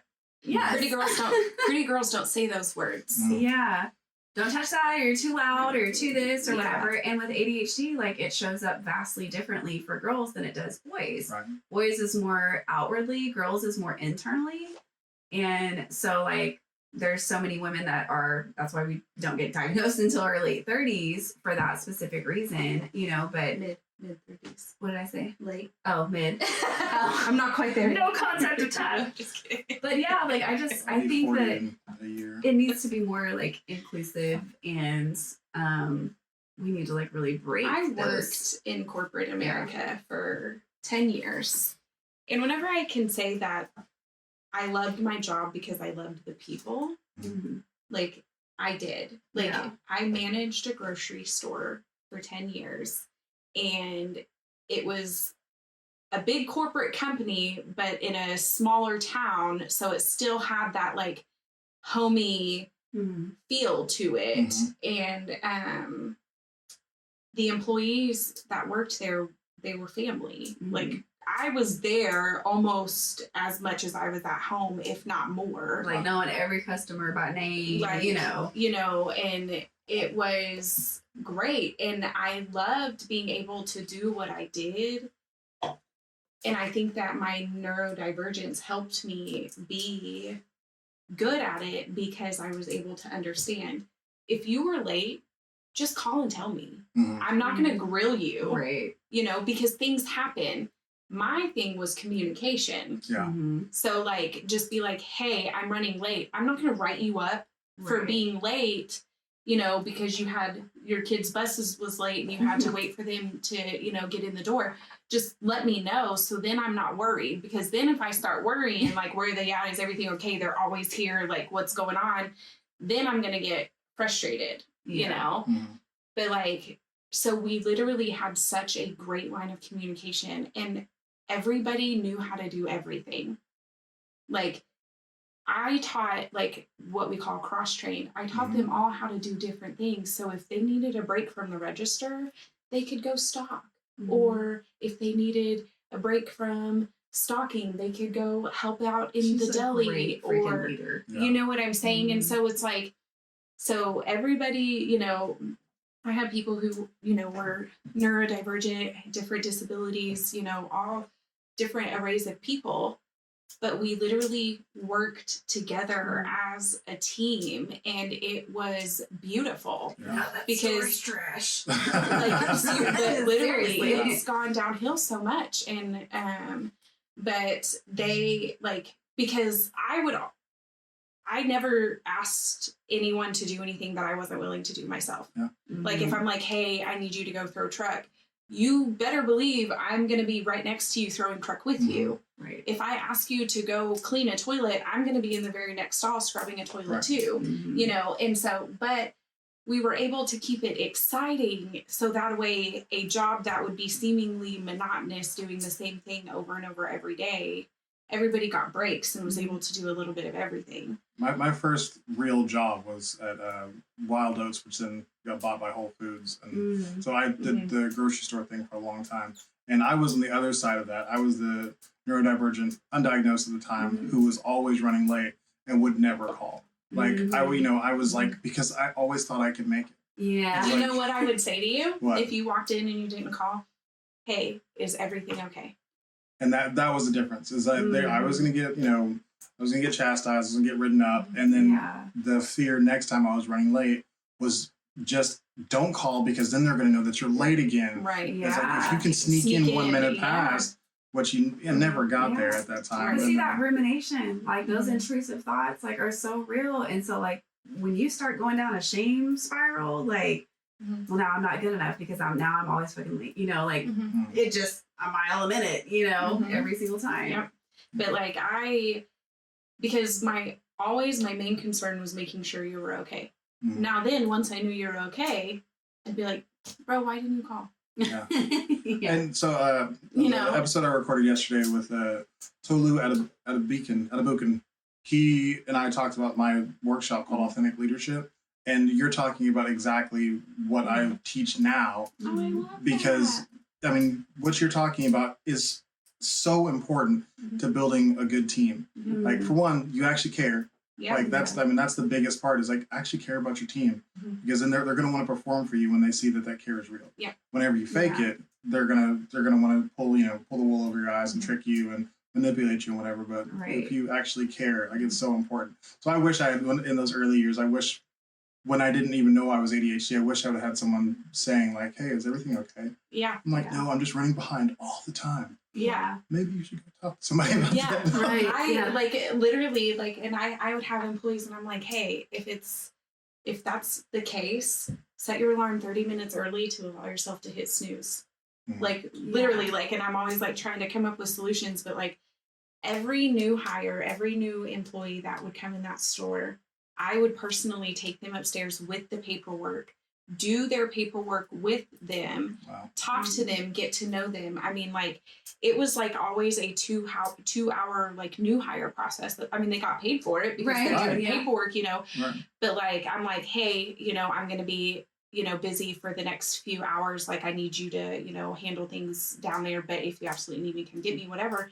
But I would literally spend that time with them. And then I would look at them and I'm like, hey, like, we're a family here. So if you need anything, work related or not, come talk to me. I may not be able to offer a solution, but I can at least be an ear, you know, so that way we can figure things out. And that's literally how I was able to build such a relationship with each one of the employees. And so then when corporate came in to fire me for a 20-second TikTok of me dancing after the store had closed in the office. Yes. Yeah. Wow. Like just being goofy. Like Now that's advertising. Yeah. And so they came out the very next day talking about I was unprofessional. I wasn't a good leader. Wow. I like went off on them. I was like, first of all, I have broke my back for you guys. I've opened stores. I've trained people. I've traveled. Like, get out of here with that. And I'm like, I can walk down those stairs and ask any one of those employees down there to do something and they'll do it without arguing. Not to mention, okay, like literally like never getting a raise. Like she was making like $1,400 a month. Yes. Managing a grocery store. $13.25 an hour. But I did it for so long because of the people that I worked with. Yeah. And so literally I got up, like, because they told me, they said they were coming out there to fire me, but my store looked so good that the only thing they could say was, there's some employees wearing hoodies and you can't see their work shirt. And I said, then send me hoodies because I'm not going to make my employees work in the cold. Mm-hmm. And then they wrote me up, and on my write-up, it said, next offense is termination. Mind you, me and the customers are doing line dances in the aisles. I take dance breaks, okay? Right. Like, we have the stereo. You know, the Copperhead Road would come on the radio, and I'd start doing it, and customers would come do it with me. Employees would, you know, like, it was just such a great environment to be in, okay? We were number 2 in the entire company for our sales, and we were in small town. Wow. Like, so then whenever they did that, I was like, the audacity, like literally, that let me know what I actually meant to them. I was nothing. I was replaceable. They weren't worried about actually doing anything to benefit me because of a 20-second silly dance video. Okay. I got up and I did the robot, and I was like, corporate robot, no fun at work. And then I put my 2 weeks in the next day. Wow. I mean, that kind of mirrors my experience, in which you were, as far as success goes, it's documented how well you were doing the job. Right. But then corporate looks at it from their side and says, you're not doing it how we told you to. Right. Yeah. And that's my problem with how ADHD is looked at in the workplace, is that because I'm not doing it the way you told me to, is why I'm so successful. Yeah. That's why my clients love me. That's why I've got better numbers, because you've always done it the same way, and I'm offering fresh perspective. Yeah. Don't do that. And that's hard. That's a lot of like pathological demand avoidance too. Like with ADHDers, like once you tell me like not to do something, I just want to do it even more. Way differently. I never thought about that. Yes. Yeah. And it's not that I didn't never consciously thought that, but I did get in trouble for the same thing, just slightly different ways, a lot. But it's hard. It's like my brain is telling me that it needs to be done this way, though. Like I'm trying so hard to do it how you told me to, but like literally, like what I'm doing is so much more functional. You know what I'm saying? Like, It works better. It works better. Like, you see how organized this shelf is? Like, I worked at Walgreens, you know what I'm saying? Like, you know, but that's hard. And I really struggle too with like when people don't understand, like with ADHD, like you have to have like stimulation and like that dopamine fix and breaks and things like that. That became really difficult for me to like stay in character and like do this, because it was full on imposter syndrome because I couldn't. you know, so like even last year when I got put on disability, you know, I didn't know that my attorney was going to like factor in my ADHD as well. But like, I'm so glad that she did, but she advocated and she was like, you know, according to her psychological report, like with ADHD, like they require like frequent 15-minute breaks. So with the jobs that you're saying that she can do, is that going to be allowed? And he's like, no. And she's like, okay, then, you know what I mean? And I was like, dang, you go, girl. You know, but like it's super real. So that's why like I've loved being self-employed because I get to work for myself. No one tells me what to do. I can do it how I want to. And I don't have to choose one thing because even that alone, like, what are you gonna be? What are you gonna be when you grow up? What are you gonna be? And I'm like, there's so many things. Like, why do I have to choose one? You know? Why can't I like just do many things? Well, let me ask you something. Like, it's clear that you two love being around each other. Like, I researched you guys on your social media and stuff, and saw that you guys you've tried a couple of joint ventures. Yeah. What is the most embarrassing joint venture that you've tried? Like, is there one? Is there something that's like, have you ever like thought of a caper and were like, this is what we're gonna do, and you look back on it now and you're like, what were we thinking? Oh, I don't know. Give me like a better example, like. Because I don't know, but I'm like such a person that's like no regrets. Like, so you wouldn't be embarrassed of it anyways. No, because okay. It's very hard for me to get embarrassed because like if anybody's going to embarrass anybody, I'm going to embarrass myself. You know, like, but then I'm going to do it with a smile on my face and then laugh about it. So you're not ever even going to know that I was embarrassed. We try so hard though. We'd be in Walmart sometimes. She got me good one day and it was like the Dollar Tree. I was like, we were like walking down the aisle and I was like, oh, did you forget your hemorrhoid cream, Jolene? You know, like we'll be just being so silly. And then we get up to the register and she like, I forgot what she handed me. It was like another cream she goes, literally, I'm checking out and she goes, oh, you forgot your cream for your vaginal yeast infection. And I was like, oh my God, let me just go die in a corner. And it was so That's great. love though, right? Like embarrassing each other. It really is. My kids don't get it yet. They don't. Yeah. Surprisingly, they don't understand how my trying to embarrass them and make them feel awkward is how I show them love. It is like turning the radio up on the Hispanic channel when I'm in line at school, you know, no, it's not. They're just like, Luckily, my kids are homeschooled, so they don't have to deal with me in public that often. Yeah. My 13-year-old, he was diagnosed with autism whenever he was 3. And if you're looking for someone to give you the truth, oh my God, he's and brutal. Be honest, like he is your guy. Like it is amazing. I feed into that. I want that to flourish. I never want him to lose that like boldness. But he will straight up look at me and be like, "You're embarrassing." But like he says it so like matter of fact. And then I'm like, you poop at parties? And he's like, I don't even understand what you're trying to say right now. Like she'll be sitting on the couch and like minding her own business. And he literally is like, you're annoying me right now. And I'm like, she's just chilling, breathing. It's so funny, but he's like so legit. Like we tell corny jokes and because we tell jokes all the time together. But he doesn't realize that we're like looking them up. And so like he'll make up his own joke and it's like so great. And it's like, you know. And my favorite one is the knock knock the hammer one. Okay. So we were outside. We were actually at my mom's house sitting on her pool deck. And her and I are telling like corny jokes back and forth to each other.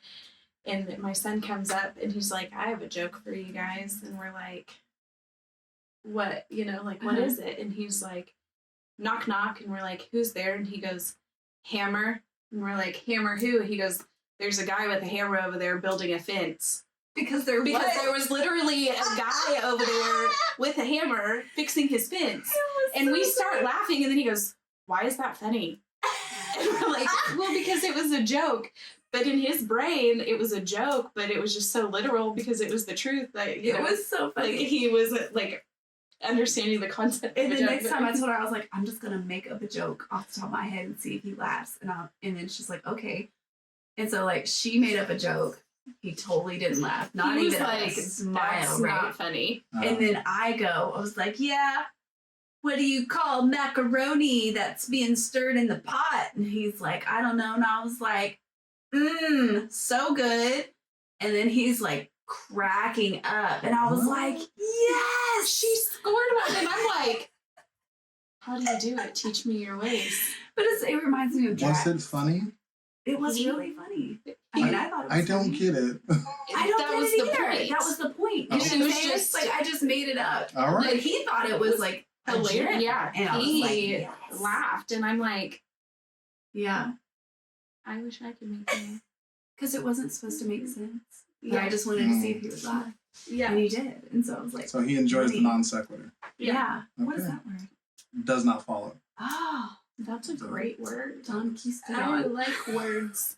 It's a logical fallacy. It's usually used in like forms of argument, Okay. like when you're like having debate. Like, yeah. A okay, fallacy I like is like a that. medieval, like, don't come at me with your fallacies. Very Shakespearean. You know, yeah, like, man, that's so great. Yeah, I love it. That is wonderful. I like learning new words. I do too. I'm an English Big major, fan. so new words Yeah. are great. I'm a big fan of words. Yeah, Because they're just made up. but they are hard sometimes. Don't know. I can't wrap my mind around that right now. Don't. Is it? He's like, don't do Don't that. do that. Please. Too And much. Too Even much. words like I learned with like homeschooling my kids last year that whenever Webster did his dictionary, it was actually like taking all the English words that he didn't like the way that they were used, and he like decided which ones he was going to change a little bit. Like, you know, they spelled color like color, Mhm. and he was like, nah, that doesn't make any sense. It's going to be color now. Like, and he just wow. decided, like, I can't wrap my mind around why he decided to leave certain things certain ways. Yeah. Because me and my daughter were talking about a word the other day, and like, you know, you talk about like Wednesday Yeah. or Wednesday. Yeah. February, Yeah. Yeah. sherbet. Like, Yeah. why did Sherbet he? lemon. Yeah. Why did he leave those words alone? Like, they don't Yeah. make any sense. Like, Right. what? Half of them don't. Like pterodactyl. What? Anything that starts with a P, like I'm out. Like, or it starts with a P and doesn't say puh. Like, Yeah. what? Yeah. That was a joke that I said to know. her, and I was like, "Why can't you hear a pterodactyl going to the bathroom?" She's like, "Why?" I was like, "Because the P is silent." That- And she was like, that's good. I she like goes, that. "I don't get it." And I said, "Well, because pterodactyl starts with a P." It's like, And no, she's it like, doesn't. "Why?" She looked it up, and she's like, "What?" It's like these hidden gems that the universe just gives, and I'm like, is this what like your 30s is like? Just learning that cucumbers are pickles? That's great. Yeah. Yeah. That's I'm, right. I'm more frustrated by things like that. I was like, Yeah. I didn't know that I could have been making pickles this whole time. Yeah. For free. Well, for the cost of a cucumber. Cucumber. For the Yeah, cost of that's cucumber. so Not much cheaper. rare. Yeah. And vinegar. Yeah. So, I absolutely love the like visuals you guys have created for your podcast, Thanks. but they're kind of misleading. Okay. When I went to your podcast to listen the first time, I was a little bit smacked in the face. It's like it's pretty heavy. yeah. Like, yeah. so Yeah. what? Like, can you give me like the vision behind your graphic design Mm. and what the vision for your show is, and how did those things come together? Whew, you know, like we took those pictures last year. We've always wanted to It was a do lifelong dream. awkward pictures. Beautiful. And you know, we were so heavily inspired by masterminds. And I love Zach Galifianakis. So like Kate McKinnon. we had an opportunity and it just manifested itself. And my friend is a photographer and she was like, I need you to come do awkward pictures for me. And I was like, say no more. And I texted her and I was like, it's happening, you know? And so like, we didn't know what each other was wearing either. I was like, don't tell me what you're wearing. Oh my gosh. It was element of surprise. And we just showed up and it was so great. We like videoed each other's reactions and it just went off. And so I actually was doing like little emoji characters at first Mhm. when I was creating it. And then I was going through my camera roll and I was like, oh my God, I forgot that we have these incredibly professionally done awkward photos. pictures. And like, it just fits. And I just felt like it totally captures like truly who we are as people. Mm-hmm. And I just think that once people like click in, they'll really see that like this is really dope. Like they're having really vulnerable conversations and this is really authentic. And they're also moms and creators and visionaries and awkward and ADHD and autistic, because I think too, like with looks, like people are so focused on looks and they think that like even like with autism or ADHD looks a certain way. You don't look like you have autism. I'm like, what does that look like? What you does know, that look like to you? That's a very 1998 statement. I hear to that make. about my son quite frequently. Yeah. Oh, he doesn't look like he has autism. Well, what is that supposed to look like? Yeah. Tell me. I mean, that would be like saying to someone like that, you know, like primarily signs with ASL or something. Like, you don't look like, you know, sign language. It's like, what? No. You know, Yeah. it's you don't just look weird. like you can't hear. Right. It's just a weird thing to Yeah. say to someone. So I guess I just really wanted to capture like our personalities like more than anything, because, you know, we've been shunned like so much in our life. And I'm just like, no. There's so much to us. Yeah. Yeah. We are real people who have experienced really hard things that are trying to figure out how to navigate through those. Mm-hmm. And we have stories to tell, things to share, things to talk about that people don't want to talk about, the uncomfortableness, while at the same time we use humor. Yeah. We're silly, we're goofy, and we are just, we're everything, you know, like in the best way possible. And so you wanted to show yourself, but your personality, not that immediate first thing that people usually see, and especially in our society, which is how beautiful they are. Like, oh, they're so beautiful. Like, you wanted to say, we're here, this is us. Yeah. But, you know, it really does, you know, desexualize the whole thing for really anyone. For sure. It's like, these people obviously have some interesting characters. Yeah. When you look at those photos, like, I think that they're hilarious, and I think that they're really good pictures also. I'm just like, I love this. And so like I, you know, immediately was taken with the whole thing. I was, you know, and it had nothing to do with like, oh, these beautiful women do this podcast. It was never had anything to do with it. Thanks. So I think that's really what I was trying to success. captivate with that. It's just being seen for like who we are. And I can't control how other people,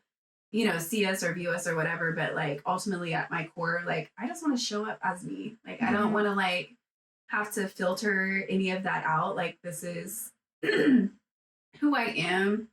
And you know, if I ain't your cup of tea, just use that index finger, you know, keep scrolling. We have many different looks. You know, there might be times that you see me with braids. There might be times that you see me with purple hair. There might be times that you see me with multicolored hair, with no braids, or, you know, like. We just love to express ourselves in any way possible. I'm just going to be exactly who I am, and I'm going to do what I feel, and I'm going to look how I want to look.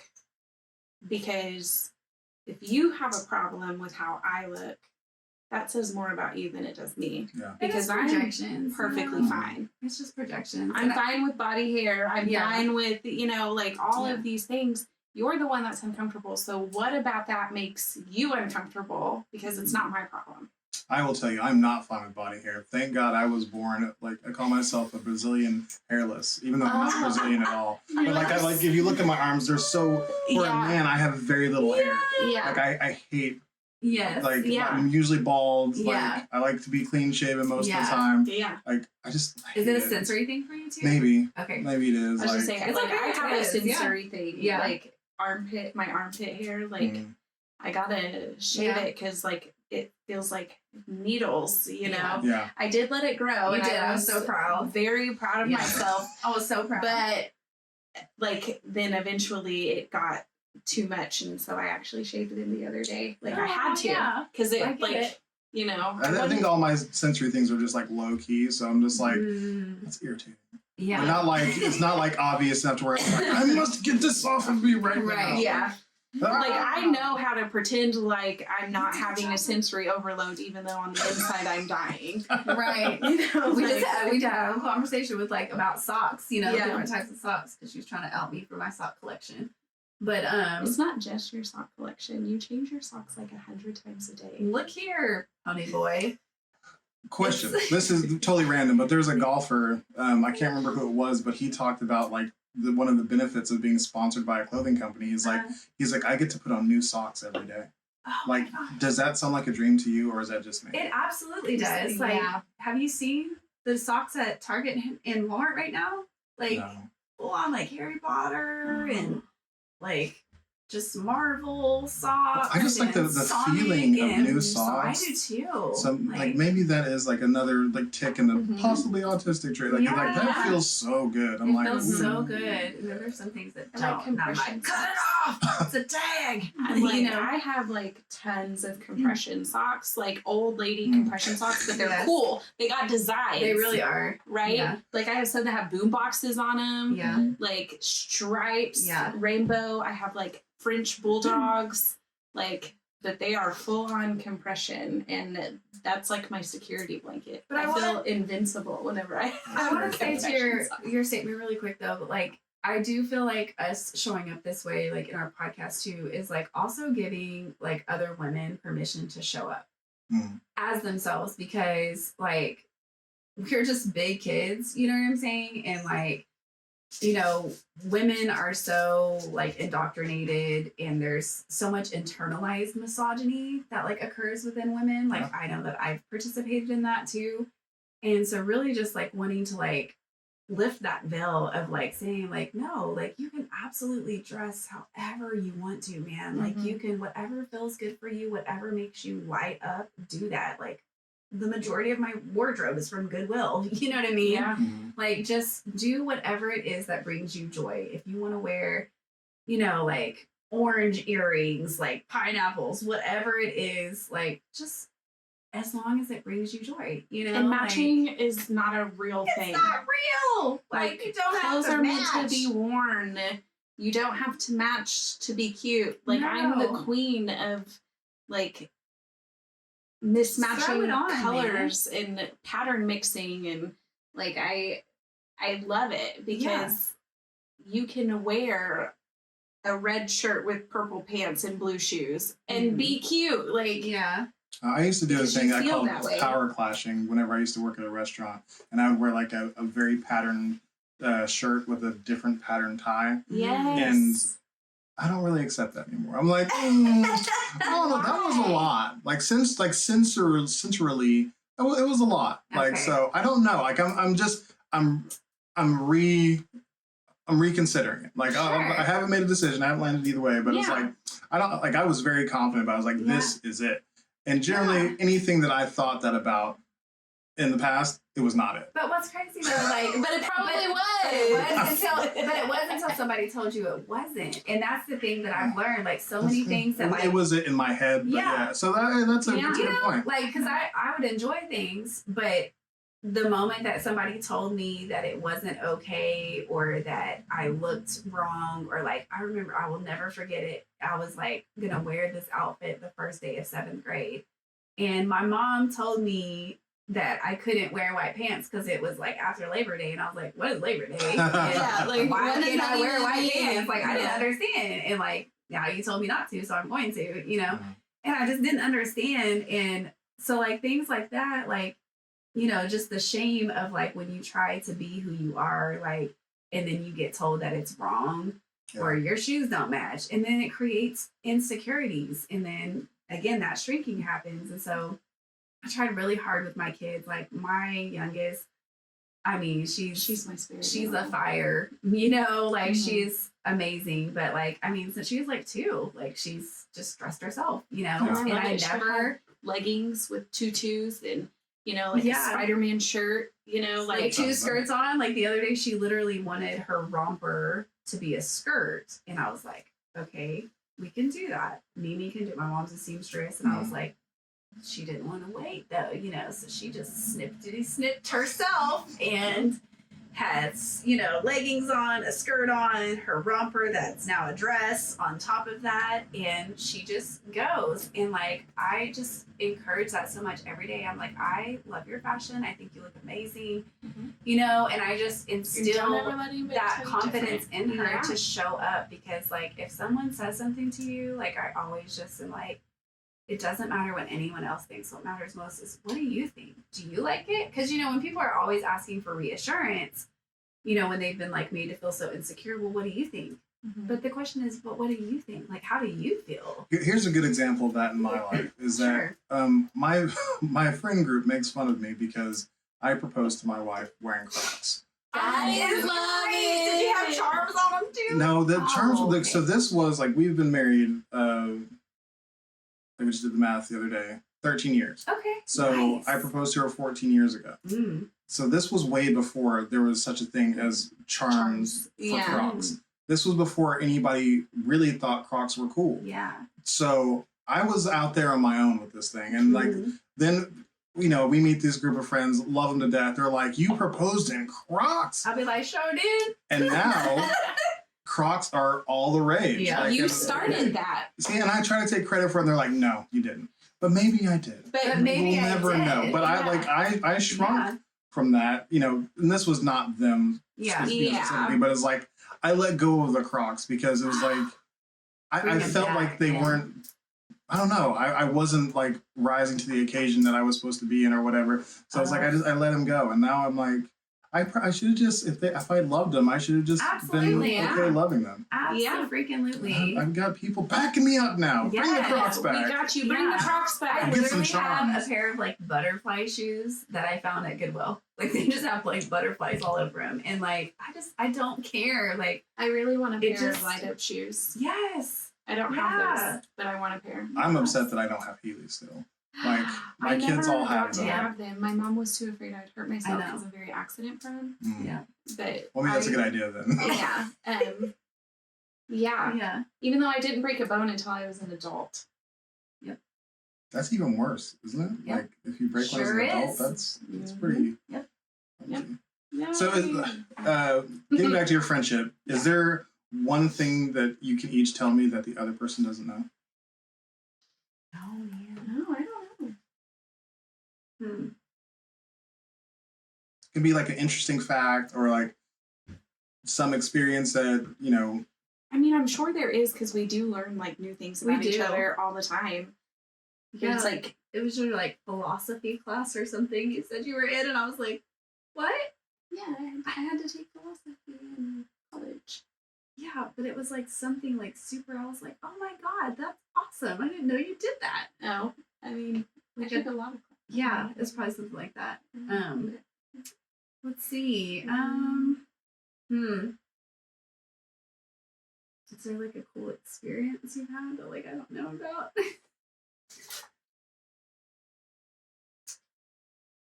I don't know.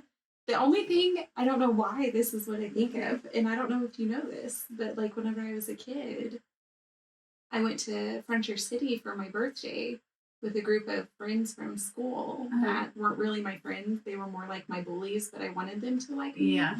And I poured water on this guy's head because he was bald. And I got in trouble, and I had to sit out the entire, like, my birthday at Frontier City, and I ended up not even getting to do anything, and I had to watch all my friends who weren't even really my friends enjoy my birthday. Who instilled that punishment? My mom. Wow. So that's kind of actually a really traumatic experience. Yeah, I don't know why that was Wow. what came to my brain, but it was. I missed like a lot of birthdays as a kid being in trouble. Wow. Like my mom would like ground me from my birthdays. I think there was like 2 or 3 years that I was like grounded, like genuinely, Wow. like consecutively. Wow. She would let me dress up for Halloween, and I would get excited, and then tell me that the only thing I could do is sit on my grandma's porch and hand out candy. Dang. Because my birthday is like 3 days before Halloween, so Halloween's my favorite holiday. It's soul crushing. Yeah. Your birthday is like 7 days after mine. So Oh, I loved it. Are you Scorpio too? I'm a cusp. That's Cusp. Scorpio Libra cusp. Oh, nice. So- So are you like on that day Well, it's like depending on which like chart you look chart at. you Like look at. I move back and forth, Mhm. but My youngest is a Libra. I'm a Scorpio. I definitely exhibit traits of both. Yeah. So I'm like hardcore Scorpio. Yep. Except I'm not a jealous person. So that was one of the Scorpio traits that people always talk about. Unless someone called me their best friend. Yeah, that I'm was. just kidding. I feel like that might be true though. Yeah, Like, that. Oh, We had- I released that. Yeah, You know we- what I'm saying? That was the whole thing. Yes, but if someone Like, you can't tell me nothing about her because that's my best friend, not your best friend. She's my best friend. I think Yeah. you were looking at jealousy wrong because this is your person. You're Yeah. thinking about your spouse or whatever. It's like, no, this is where your jealousy would be. Yeah. It's like Yeah, maybe you are a jealous absolutely. I mean, yeah, but not like, I don't know. I'm trying to think of something that you may not know. Now I don't mind if people call her their best friend because person. Yeah. See, even that right there is still like a little bit of latent jealousy. It's like I think that's healthy jealousy. I think there's a healthy amount of saying like you can say whatever you want Yeah. because I know the I truth. I know. Like I've got the You should probably look at her and conversations. like, yeah, go ahead, girl, talk Yeah. about it like she's your best Oh friend. yeah, she loves you. Right? Yeah. What about you? What about the new person you met this week? You know? I secretly be wondering too, like these new connections like I make and like I'm like so excited to tell her and I'm like, I wonder if she's secretly like plotting their revenge, you know? No, like, I I'm just actually kidding. get really excited Yeah. because I'm like, oh, I want to meet new people because I'm not good at meeting people. Yeah. Like, because I'm literally like an introverted extrovert. And so, Yeah. like, I don't just walk up to random people and start talking to them. But Sometimes she does. I mean, it depends. It's more on, like compliments though. yeah, You know? like I I'll love your hat. you yeah, know? like I'll compliment people, but Yeah. I'm not gonna just start like full blown conversations. And then That's she'll call more me. of a thought that you're Yeah. putting out, not an Yeah. actual like trying to make a connection. Correct. Right. Like, but she'll call me Yes. and be like, "Oh my gosh, I met this lady, and I ended up going over to her house because I bought something from her, and we talked for like 3 hours." And I'm like, in my brain, I'm like, "How do you do it? Like, what? If, Yeah. like, this is like a superpower." Yeah. Like, I don't know. Like, Well, if you can't think of anything, like Yeah. you can think about it and Okay. we come back to it later. It's Okay. totally fine because what you just brought up makes me think of a question I had, which is like, do you guys make space to allow other people into your like very Yes. close? yeah. So do you have Yes. other friends who you like?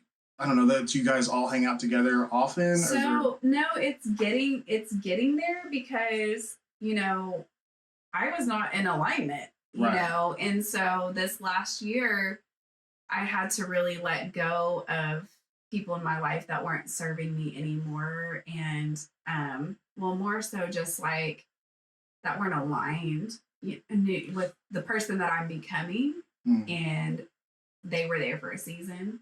Let me ask you to clarify what you mean by whenever I talk about Yeah. alignment.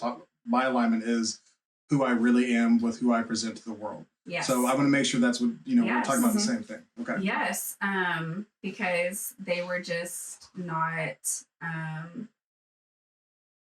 they weren't relationships that I could take with me. Hmm. And I had to let that go of trying to take everyone with me, you know, and I love you. But I have to now prioritize myself and choose me because I've always chose everyone else. And so my mind just went blank.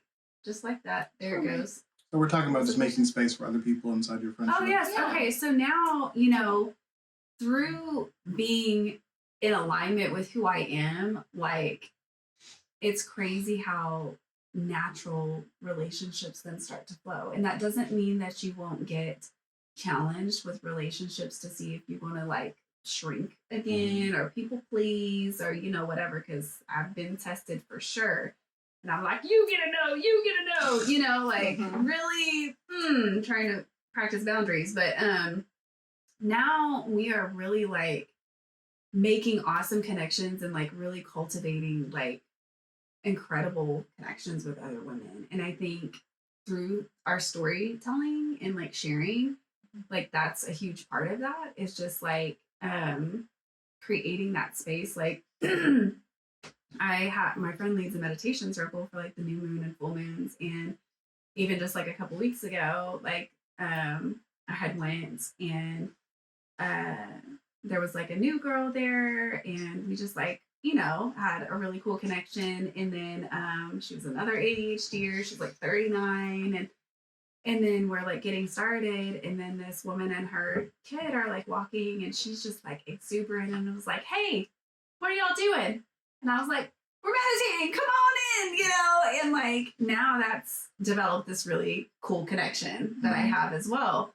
And so just like through storytelling and sharing and just like putting yourself out there to be vulnerable, because like you never know who you'll meet. And I think like there's so much fear that's implemented, especially as a kid, or like when you get in abusive relationships and coercive control is involved, like you can't trust her. Like I was always being told like I can't trust her, and so like learning that I can trust myself, I can trust my intuition, and like really paying attention to what that feels like in my body, especially being like an empath, which I feel like empaths are really just like traumatized children that grew up to people please, because like they tap into, you are really trained to be the emotional regulator for your caregivers or whoever was doing that. And so like you're trained to read faces and read emotions without words even being right, but you are trained to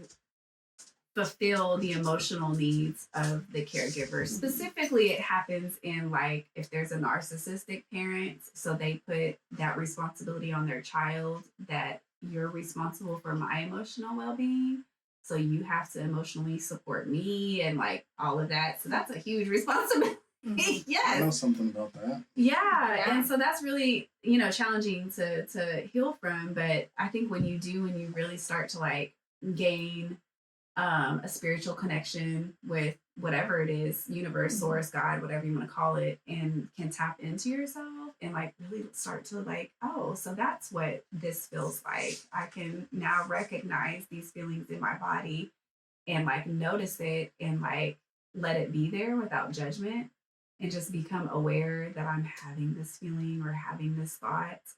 And then now what do I want to do with that? Let me just say, I think that women's intuition is like the most tangible and real superpower that exists. Like my wife knows things that I'm just like, how? Yeah. So when she tells me like I got a bad feeling about this, I respect that like really, really strongly. Yeah. And I feel like the reason why it's not the same for men is because we're taught to separate ourselves from our emotions and how we feel so heavily, right, that we have just completely squelched down that. To have emotions. Yeah, and we're not supposed to like how I feel is not important. The task at hand is what I'm supposed to be dealing with. Or what is my position or whatever else. It's not about how I feel. And whenever you start ignoring how you feel, like your gut is a huge part of feeling. And that's what I loved about you and Taylor's like podcast, because like that alone, like you are creating spaces to bridge that gap for men to be vulnerable. Yeah. And talk about your emotions, and like that's huge. And so like pat yourself on the back, because like reach, I might. yeah, it really is though, and it should be normalized. Like I had to have a conversation, it's kind of like one-sided, but with the situation that happened with my son, and I was talking to one of the other parents, and it was kind of being like boys will be boys mentality, and that is a very ableist comment, and I kind of had to say like, actually, like, boys can be sensitive, compassionate, kind, loving. They can be affectionate. They can be respectful towards girls. Like these are all qualities that boys can be. So it's not just limited to like, well, boys don't tell each other they love them or their hair looks nice. And I'm like, but actually they can, and like that should be normalized. And so later on, like that is something that like we're both actively like working towards, is like at some point, helping to get on these like school boards and stuff where we are implementing that type of change, like helping with like redefining these systems within our education that aren't taught that, because it's like our children are around our educators just as much as they are us, like for literally the majority of the day. And so like these types of things need to be implemented in the school, like instilling confidence, boundaries, like what is domestic violence? What does gaslighting look like? Because it's not just subjected to intimate partner relationships. It can happen in the workplace. Mhm. It can happen in friendships. And so I think it's important for kids to recognize what these behaviors look like so they can learn that, like, Johnny's really not my friend. You know what I'm saying? Because he does this and he's very passive aggressive when he talks to me. And, and when you don't know, you don't know, and I know it's hard, like when you have a classroom full of like 30 kids, but I think, man, like if educators had just a minimal training in, behaviors like this, like, or attachments, they'll know what to emotionally look out for, body language, and just really be able to help create a safer place for kids, because for the majority of the kids, that is their only safe place. So if you walk into a classroom and you're like, you're amazing, and like start giving them mantras and things to say to take home with them and empower them if they're going home to a place that is where they're being disempowered, that's huge. You don't know the impact that you're making. Whether they take it or not, like, is up to them, but I feel like it's very impactful. The whole public school thing, it's a lot for me. Yeah. Like, we homeschool for a reason, and Yes. I understand the need for people to send their kids to school. Like, I totally get that, but I don't think that means that you give up on their socialization by, Right. like, you should be, like you were talking about, trying to actively affect what is happening to your kids in school and make sure that they're getting taught things that are important to their development as human beings, Right. not as workers that are going to go sit into the movie. Don't get me started. I saw Ryan Walters on the news last night, and I just I'm lucky enough to not really need to care about that. So. I know. Man. He said that he's going to change the laws in Oklahoma, bring God and prayer back into the schools, and he is going to take out the parts of history that make America look bad. That's wild. That's like. But this is where you see Anyways, that's a rabbit narcissism hole. at a political level. Yes. And that's important to recognize. We're going to get rid of indoctrination by indoctrinating you. Something that we like better. That's better for white America. Like, great, here we go again. Yeah. Like, don't love the narrative that's happening at the moment. Yeah, that's a whole. It really is. And even with rabbit hole. us, like as white mothers raising Black children, that's another conversation, because that's a deep one. we have to parent our children differently, and like they're not going to learn those things in school, and especially like with my son, like the majority of his friends are white and he's autistic. And so like recently, like he was being referred to as like monkey in like group chats, and like granted they were his friends. Yeah. Wow. And like, but he didn't know. I mean, and I'm hoping that they didn't know either. Like, and they didn't either. And that's where, like, again, grace and compassion comes in, because you can teach and educate in a loving way, like, hey, this is actually a racial slur, and it's not okay to be referred to or call anyone that. But me and those especially parents might be having a fight. Yeah. Because generally that's where it comes from. But that's what's really hard, is that like some parents aren't going to be in a receiving space, and no one ever wants to hear that That's their where child. the narrative of boys will be boys, Right. that she was talking about earlier. But like that's where that comes from, is because like it is hard for parents to have to be told something about their children that is uncomfortable. Yeah. But it has to happen. And like I think that as parents, this is where community happens, because if you can have uncomfortable conversations and like communicate things lovingly with your children, like, isn't that better for everybody? Yeah. You know what I'm saying? But there's some parents that aren't willing to do that. And like, that's your prerogative. You know what I mean? And it's not really though. but it's because you're affecting everybody. It is by bringing, but you people can't control really that. into the You know what world. I'm saying? I know. And that's hard. It's It very really difficult. is. Like, you can only do your part, and if you speak on it, and that's what it is. You know what I'm saying? But this is why, like, school systems, I think, really need to have these types of conversations, and bullying, and because that's huge. Bullying alone is really huge, and so This just needs to be reminds talked me of about. the time that I got a phone call about Malachi being mean to a girl and made her cry. I'm sorry, is your son's name Malachi? It is.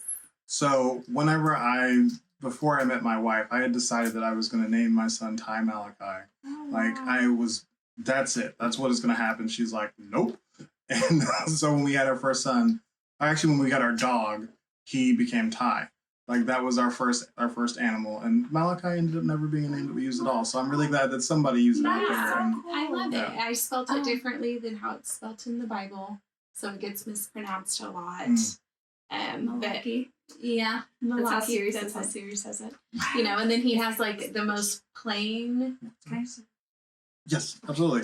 He has like the most plain Jane middle name that I So, found a way. Straight back that way.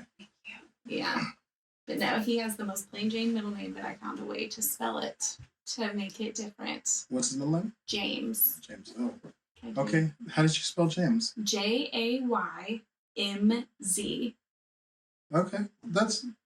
There's a high possibility that usually when somebody takes a unique spelling, I'm gonna be a little annoyed. But I actually like that. Thank Like you. that's pretty cool.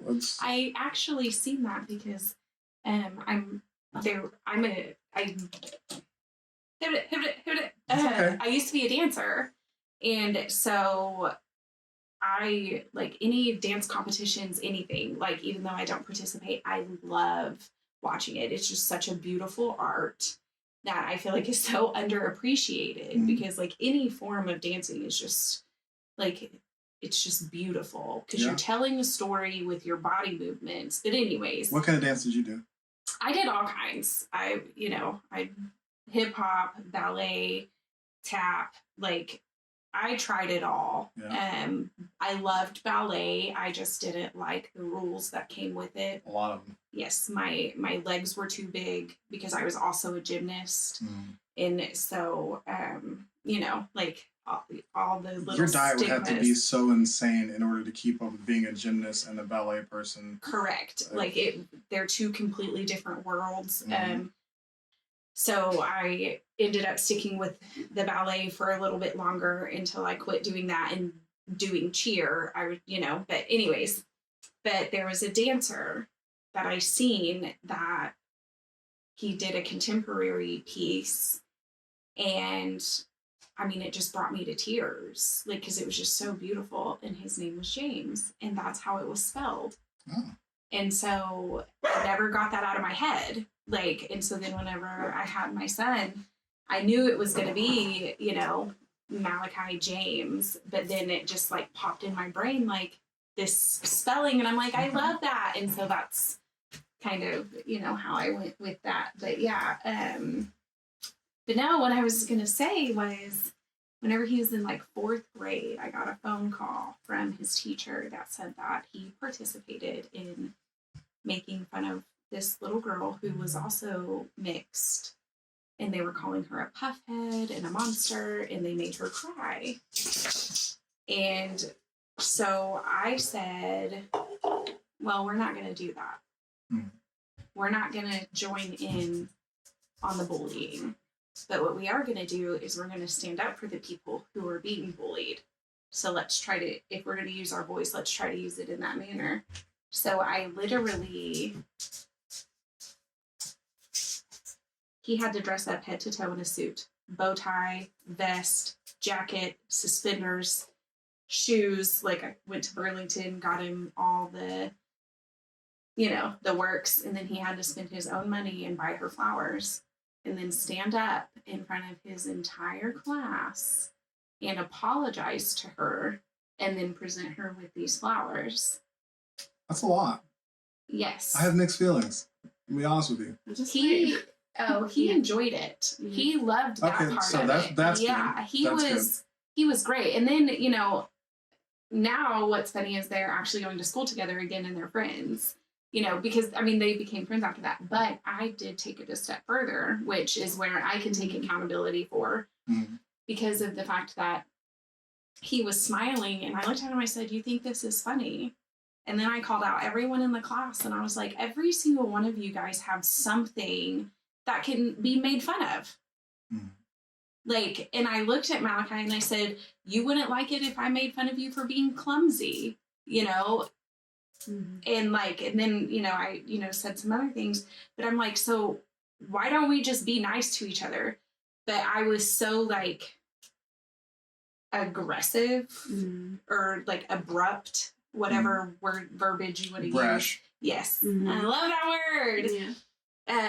That at that point Malachi then became embarrassed Shame took and over. started to cry, and he was like snot crying. Mhm. And then because in those moments, it's like, now my point's across. I literally embarrassed him, and I took my phone out and I just took a picture of him right there in front of all of his friends while he was not crying.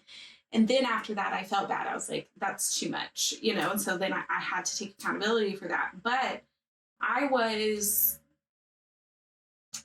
can say that I have mixed emotions about how I handled that. Mhm.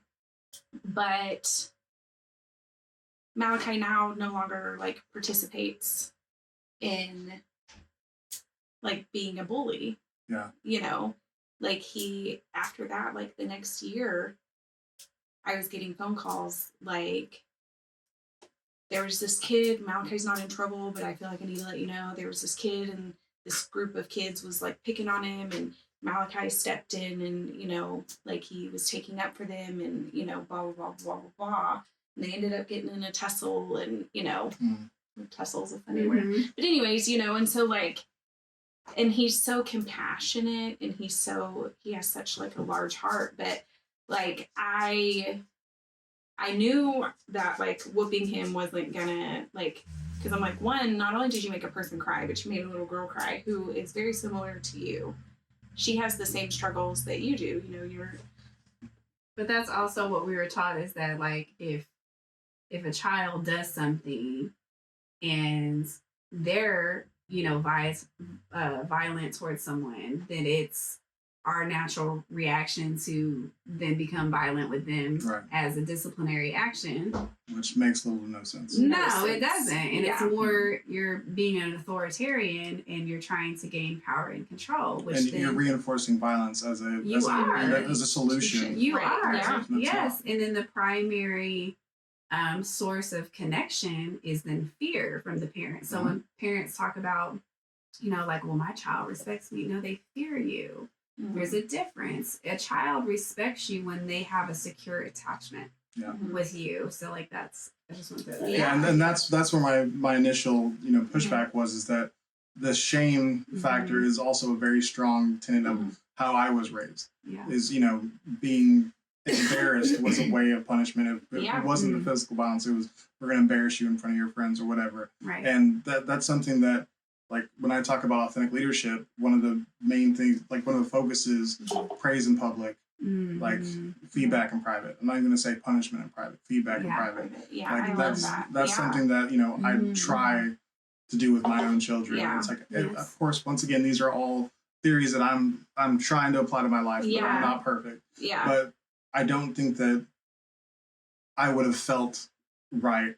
Yeah.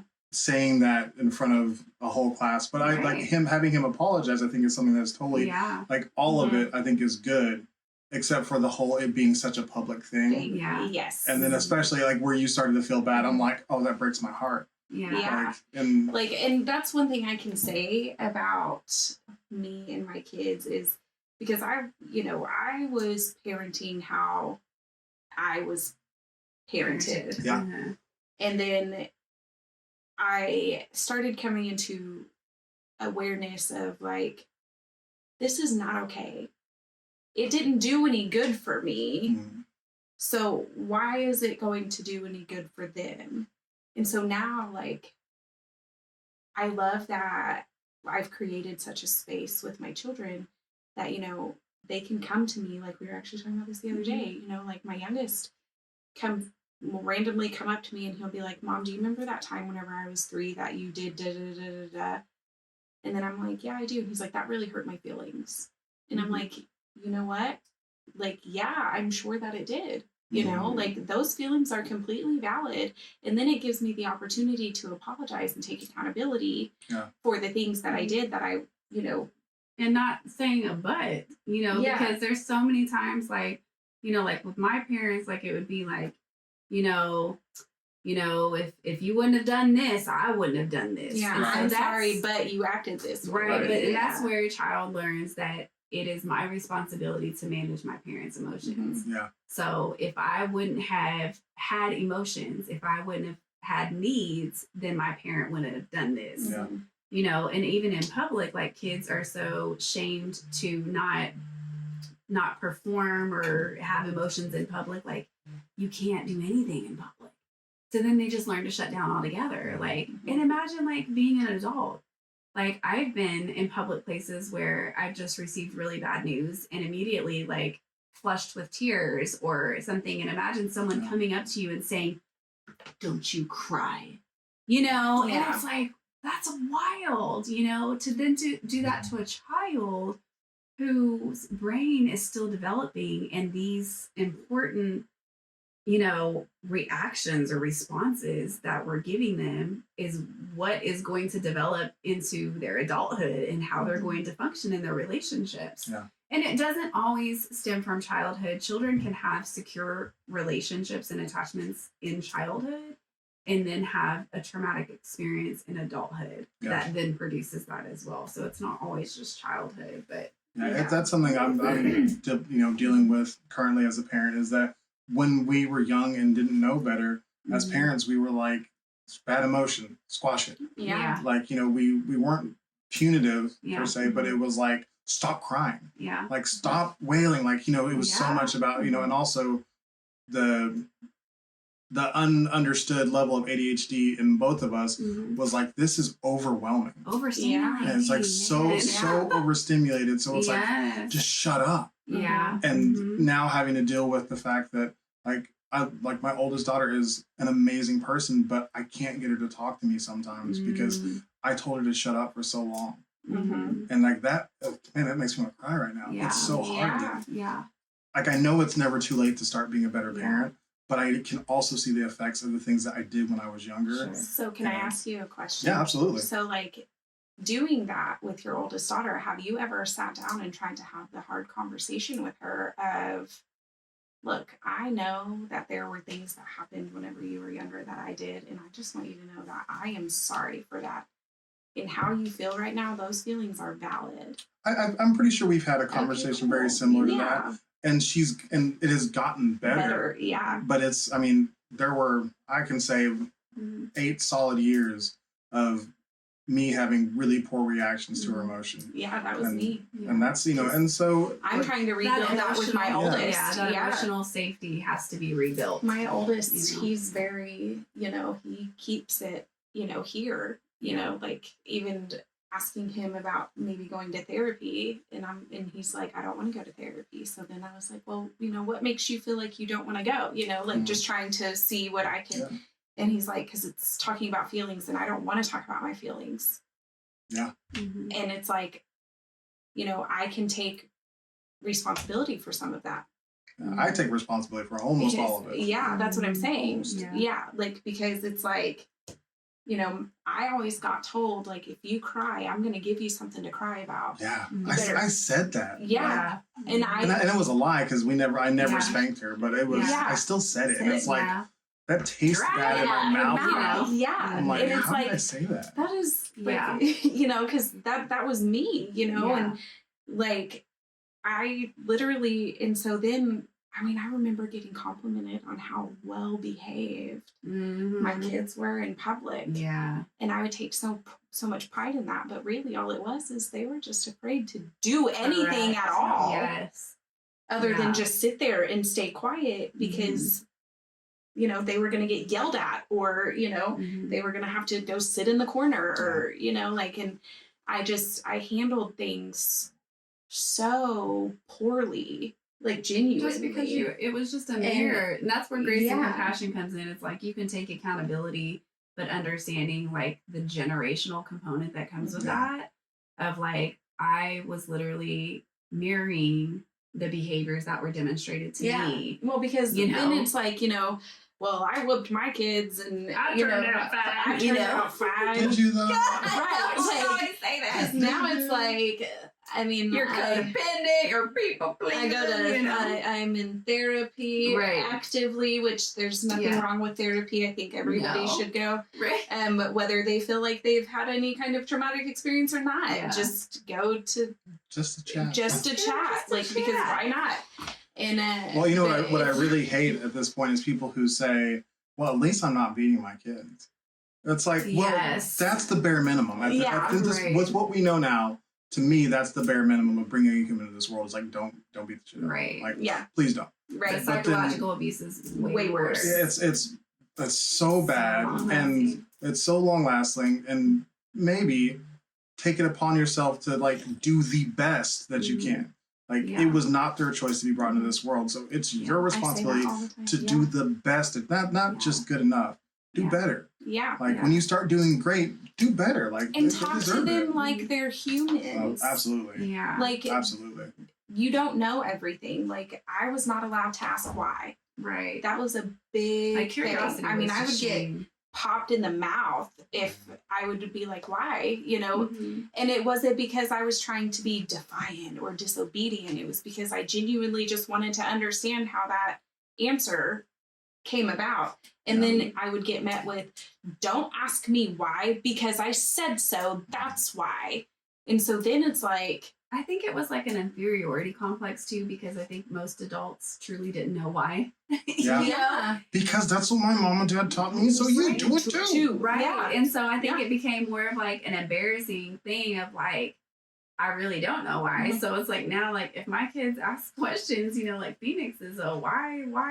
And I'm like, keep asking why. Like that's science, Mhm. man. Yeah. You know, like I mean, it gets overstimulating, but I'm here Yeah. for it. I'm like, I don't know. I feel like Kevin Hart, you know, when his like daughter's asking him things, I'm like, I don't know why cheese is made like this or, you know, Yeah. whatever. It could be so Yeah. random. I'm like, but let's find out. Yeah. That's a great question. I would love to look that up with you, you Yeah, know? for me, it's personally easier to answer the questions Yeah. than to have them continually curious or like it's Sure. like it's gonna keep coming up until Yeah. like they're curious for a reason. That Right, curiosity yeah, needs to be yeah.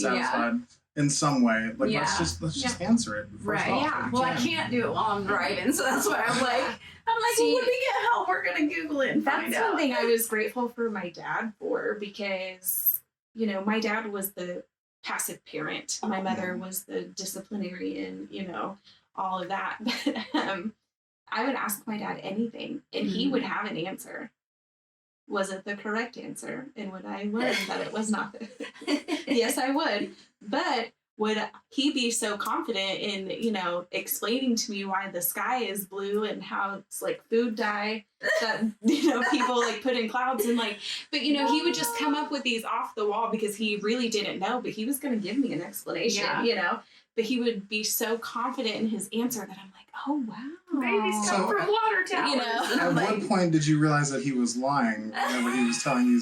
Whenever I would go to school and tell my teacher or, you know, and then, you know, your dad's a liar. yeah, and then it's like, well, no, actually, you know, the sky is blue because it's the reflection of the water, you know, Yeah. and so it just, and I'm like, huh.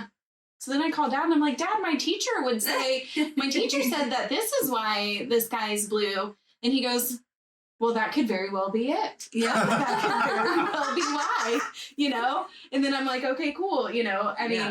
and Yeah. it was just, you know, like, so he would always like allow me to like ask questions that I could not. So you that know? brings me to an interesting thing. Like I know that honesty is really important to me now, but I know that whenever it comes to like autism, being on the Mhm. spectrum, honesty can take a different. It can go to a different extreme. Like sometimes it's taken very literal and very strictly. Mhm. And what does that look like for you? Like, is that true? Do you feel like that affects your relationship anyway? To whenever you're not truthful about something to each other, like, does that feel especially difficult because of the relationship between autism and honesty? Oh, I think that's hard because like that's something that I'm still healing and having to regain trust with myself because I was taught not to trust myself for so long and like the people around me were dishonest. So like and I wasn't being honest with myself because I was told to shrink, you know, Right. and you can't be that. And so dang, like that's a really good question. There's one specific time that I can remember whenever I was talking to you about this the other day. We were in the Brahms drive-thru. And we were talking about it was kind of like whenever after we went through our period of not talking and then we were coming back together and, you know, like we were okay, but like the subject of like moving in together and all of that was still like a very like sensitive subject for me. Right. And you were talking about us like living together or whatever, and I made a comment about like, but what happens if you find somebody else? And you're like, I don't want to find anybody else, and blah blah blah blah blah blah. And then I was just kind of sitting there like, okay, you know, because at that moment, like I was still like resentment. Yeah. And but then like it was a few minutes later, you were like, I have to be honest.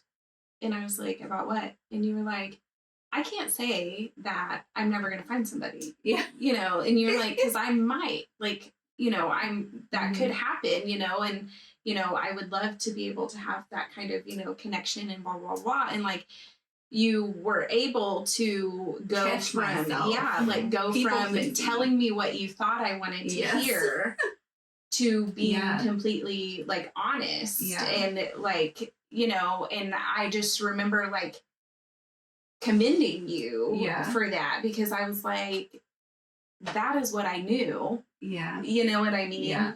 And so like in that moment you were no longer like just trying to appease the person you were talking to. You were being true to yourself. Well, like now, like I've always appreciated honesty, but because I'm like hypersensitive, that's really hard for me, because I would always like take like honesty as like something wrong with me, or like I would internalize it and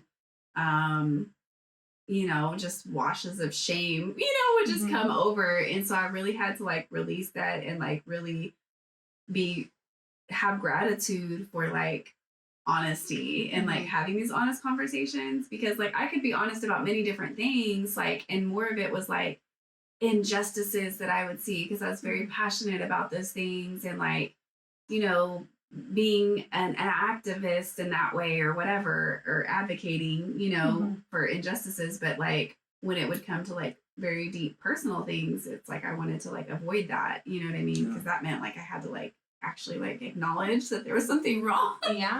You know? Do you think that you talked about pathological avoidance before? Yeah. Do you think the people pleasing is more connected to the pathological avoidance or to the shrinking from trauma, or is it both? I think it's probably a combination of both, but probably more from insecure attachments or like anxious attachments, because like you get that from having kind of like a hot and cold relationship with your caregiver. Like they may be like loving you 1 minute, but then they might withhold affection from you if they're angry, or your needs aren't getting met. And so, you know, then that develops as an anxious attachment because you don't know what to expect. So then you learn as a child that, well, if I do these things for mom or for dad, that makes them happy. So I just want to make them happy. So then I learned to self-abandon and not have needs, because now I've learned that if I have needs, it's going to be met with, why can't you buy your own tampons? Yeah. Well, I'm 11. You know what I mean? I'm sorry. Like, I didn't know I was going to bleed, you know, but like, you know, things like that. So I do think it has a lot to do with the attachments that are created at that age that develop, because I learned very early on to people please, man. Like I had to be on my P's and Q's at all times. And then in friendships, I just wanted to be liked. Like I just wanted people to see me. And so if that meant self-abandoning and, you know, whatever I needed to do, but it was really hard for me to keep secrets, you know? So then I became the tattletale. And especially like if it was friends that were doing things to like put each other in harm's way, that was really difficult because I was trying to do the right thing, but then the right thing was met with shame. And then I was like exiled from the group, you know, and now you're the tattletale and, you know, we can't tell you anything. And it's like, but you're like making each other pass out on recess. Like, you know, I remember that phase. You know, like, it's we're around just the like same age. I remember that. weird things, man. And I was like, nah, that's not right, you know? I asked because like I went through a long period of lying. As soon as my wife would like call me out on something, Yeah. I'd say like, she's like, "Did you just look at that girl?" And I'm like, "No, like lie to her face because Yeah. I wanted her to not be upset." Yeah. And it's something that could have been a really small deal if I'd just been like, "Yeah, I really wasn't even paying attention to it. Like I just, I'm Look. yeah, I get my attention grabbed really easily." Yeah. But that was never a conversation I would be willing to have because I'm like, what if she gets upset, and then what if she gets really upset, and then what if she leaves me, and like and that took me a long time to.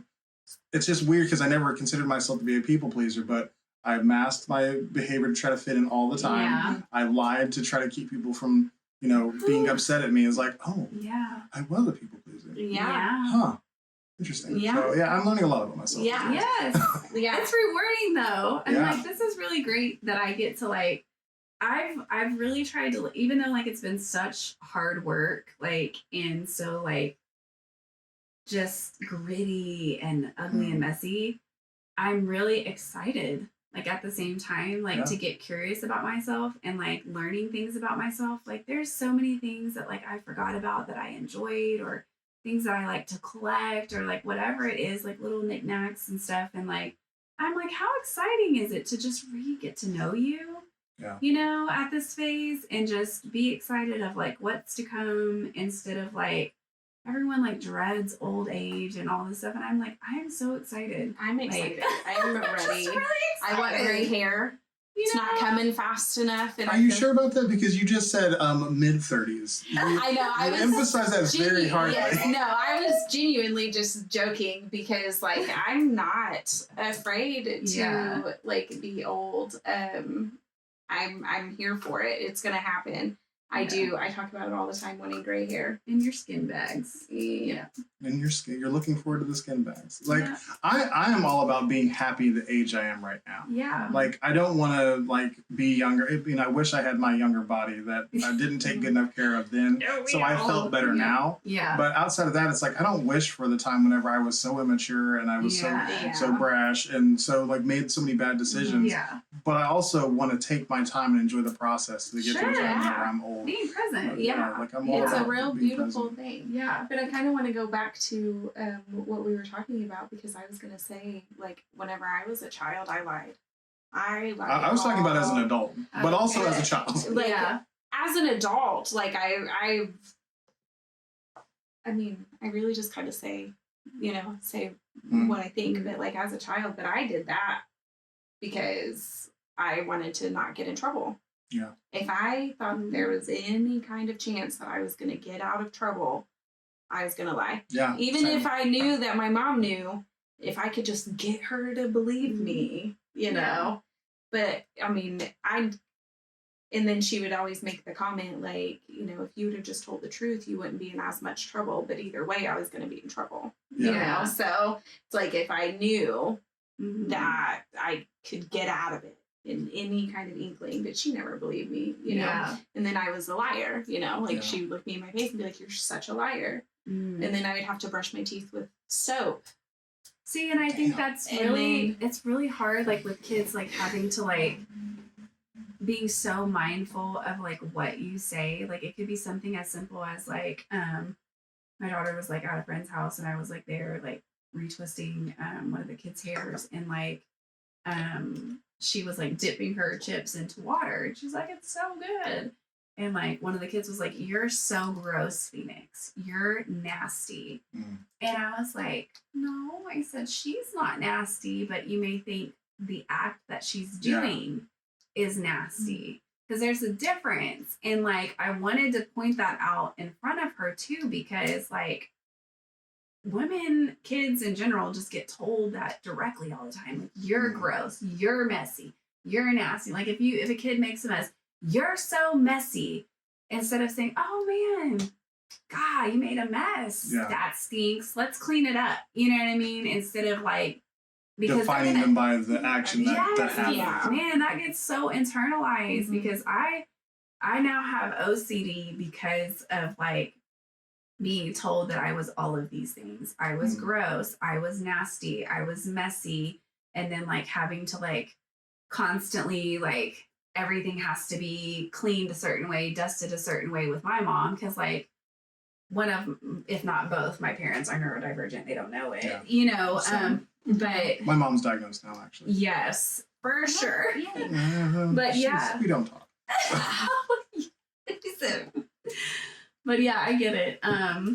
But yeah, just making sure that like being mindful in the language that you're using, because I've been guilty of that, and I've had to catch myself of saying like it's the act, you know, and not even Well, like having to even- label it. as Even that, nasty. yeah. Like my son recently did a thing where he microwaved refried beans and put jelly on a tortilla with them, and I was like, that is disgusting. And I'm like trying to reframe that in myself. I was like, that is not for me. Go That for is it. not Yeah, Yeah. you do you. Yeah, you do you. Like, I'm trying to reframe that stuff because for one, I think that my middle daughter is going to be like some sort of like insane chef when she grows up, because she puts together the most random combinations, and sometimes it's genius, Yes. it and is. sometimes it's not for me Yeah. at all. Yeah. But you know, like I want to encourage that creativity, and Yes. saying stuff like that's disgusting and exploring is gonna hinder that. Yeah. And it's I mean, being a parent is a lot of It responsibility. really is. You can never know how much weight a certain word that you say is going to carry. So you Yeah. just have to try to be careful, and Yeah.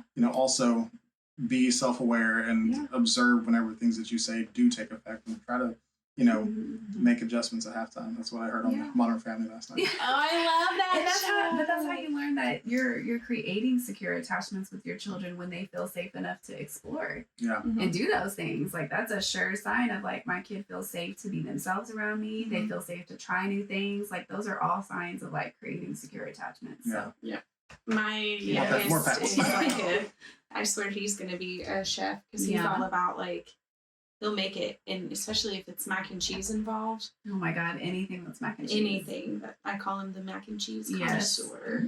He will try any kind of Yeah. mac and cheese. And if he doesn't like it, he will tell you Yes. that it's disgusting. This Yes. does not work. Yeah, no. No. Like, I had a friend one time that was so excited talking about I made this mac and cheese and I really want Brayden to try it. And so I tell him, I'm like, okay, like, so and so's gonna bring over some mac and cheese, and he's like, okay. And he takes the bite and puts the spoon down and he goes, that is the worst mac and cheese I have ever tasted. Blow. I'd be like, Dang. So then I taste it and I'm like, it actually tastes pretty good. But yeah. there was garlic that was put in Oh. it. There was all these extra Yeah. ingredients that for him is like, Too much. this is mac and cheese. It is not necessary Yeah. to add Just be You're, cheap. you're, you're too breadcrumbs. far away from the tradition traditional. Right. of what Yeah. mac and cheese is. Yeah. But he did make a mac and cheese pizza all by himself. Went to the store, got the ingredients. Like, Yeah. it was just the box of like elbow noodles, and then he Mhm. got like, all the stuff, made the dough from scratch. I like this kid. Yeah. He hated it, but So he He tried it. he tried it. Yeah. And the fact that he's very like food sensory, like Yeah. has definitely a texture kid. Anytime he tells me he wants to try something, like whenever he wanted to make Cheeto Puff sushi rolls, it had avocado and Cheeto Puffs on the inside. I'm like, I will go Support and you. take you and get you whatever How'd that one go you over? want. He did not like it. There's a crunch element there. There's Mhm. Yeah. I think it was the avocado for him though. Yeah. too much. So yeah, he's not an avocado person. We did go to a restaurant once and he wanted to order guacamole, and I was like, he's ordering guacamole, like Yeah. because I'm like, he's trying something new, and Yeah. so he of course hated it. But I encourage. I'm like, Yeah. as crazy as it might sound to me, if you want to try something new, because he will eat mac and cheese breakfast, lunch, and dinner. Well, bring me back to your podcast Oh, really yes, quick. sorry. No, like every tangent that we've had, I think has been beautiful. Yeah. But I want to ask, like, I know with my ADHD, there are things that start to interest me, and it feels like my whole entire world revolves around it. But then suddenly, I can just be like, I could not care about this anymore, and I'd be okay. Yeah. Do you fear that you might feel that way about podcasting? Honestly, at this point in time, no, because I feel like I feel that I know that this is where like spirit is leading me like right now. And so using my voice like has always been like my catalyst, but I was using it in different ways because I've always sang. And last year, you know, there were some like messages that came to me of like, you know, you've got to use your voice, but it's not in the ways that you're used to using it. Like you're really going to have to start stepping into your personal power and being vocal. So like to circle back to your honesty thing, like that is where I am really learning to own that and have to step into my personal power of being vulnerable with myself and saying like, no, I actually have things to say. After I've been silenced for decades and shrank myself because I wanted to be more palatable for people. And no, I actually do have a lot of shit to say and I want to say it and I want to be unfiltered because you don't get to have an opinion on my lived experiences. You know what I'm saying? And so, and I've really like shrank myself for so long doing that. So when it comes to honesty, now I'm really trying to just show up and like fully be honest. And be just raw and unfiltered and not like dance around or over explain or, you know, just no, like be direct. This is what it is. This is what happened. And like, this is my lived experience. And, you know, just really be using my voice in that way, because I feel like with our podcast, it's going to be such a catalyst and open doors to be someone else's survival guide, like in so many ways that other women's stories were for me and what gave me the courage to leave my relationship. Because I literally thought I was alone. And until I joined like these like narcissistic support groups and stuff online, and then they were like, I was like, holy crap, like that literally just happened to me last week, you know? And so like I started feeling like I belonged somewhere and I was heard and validated in like a group of freaking strangers. And I was like, so if I'm feeling like this and they're feeling like this, imagine how many other people are also experiencing this. So imagine having a space that we can provide for other people to feel heard and seen and validated in their truths, you know? And so is that your podcasting why? I guess so. Yeah. Because I was going to say, I can't speak for what the future holds, but I know that in this moment, this is what we're supposed to be doing. Like I have no ifs, ands, or buts. And we've been talking about it for a long time about doing a podcast because of the fact that we have so much to say, but it never really happened. About the last 3 years is when we really started talking about it. Did you like reserve the name of your podcast like 2 years ago? No. There was something I saw whenever we literally made it up in an hour. I was looking through something and it said like last post 2 years ago. And I was like, what? Like, I wonder why they started 2 years ago but didn't release anything until now. So I originally had a podcast. I had started a couple years ago, and what's crazy is I started this podcast whenever the first time I came back into my relationship. And I was like, we're healing our relationship. And I was like projecting all of these, like, you can heal from domestic violence too, even though like that's not what I was saying. But I was really giving that false narrative of like, look at what we're doing. And I wasn't being honest with myself, but I was projecting so outwardly, like everything was fine, everything was okay. And, you know, within a month that I came back, like it wasn't, you know, but I had to keep that up. But I was so committed at that point to my own healing journey because I had already started going to therapy that I was really like actively trying to heal in a space where I was being hurt and broken. And I created that. I guess that was like a way for me to talk about things and give other people hope. Meanwhile, like I was still trapped. You know what I'm saying? So it was a really weird place to be in. Did you get rid of that podcast? Like, did you delete it or? So I did. I was like, you know what? Like, I don't want to have to like create like another one. And I was like, I really would just like to utilize what I've already built, and we can just change the name and things like that, because I never planned to have like an individual podcast again. Right. This was something that now at this point I just saw us doing together, and I was like, so let me just take these spaces that I've already created, and instead of letting them like go to waste or delete them, I will just rename them. We can switch everything over to Marvelous Masonic Muggles and just do that. Were there any followers or anything left over from the other podcast? I'm sure there were. So that's something I guess I really haven't like checked. Yeah, You know? I'm a nerd about the numbers. Like I Yeah, check my okay. stuff way too often. Yeah. Like, so that's a Yeah. question just out of my nerddom. Like, Yeah. curious as to whether you got any feedback from somebody who Yeah. followed before and was like, hey, I feel like this product is much realer than what I got before. Yeah. That'd be interesting to hear. Yeah, I'm not sure. I think everybody now is just like, excited. So I'm just anxious for us to just kind of get our foot in the door. And, I just think that even if one person hears it, we're making a difference, So I was going to ask you, what is your measure of success for your podcast? Oh my gosh.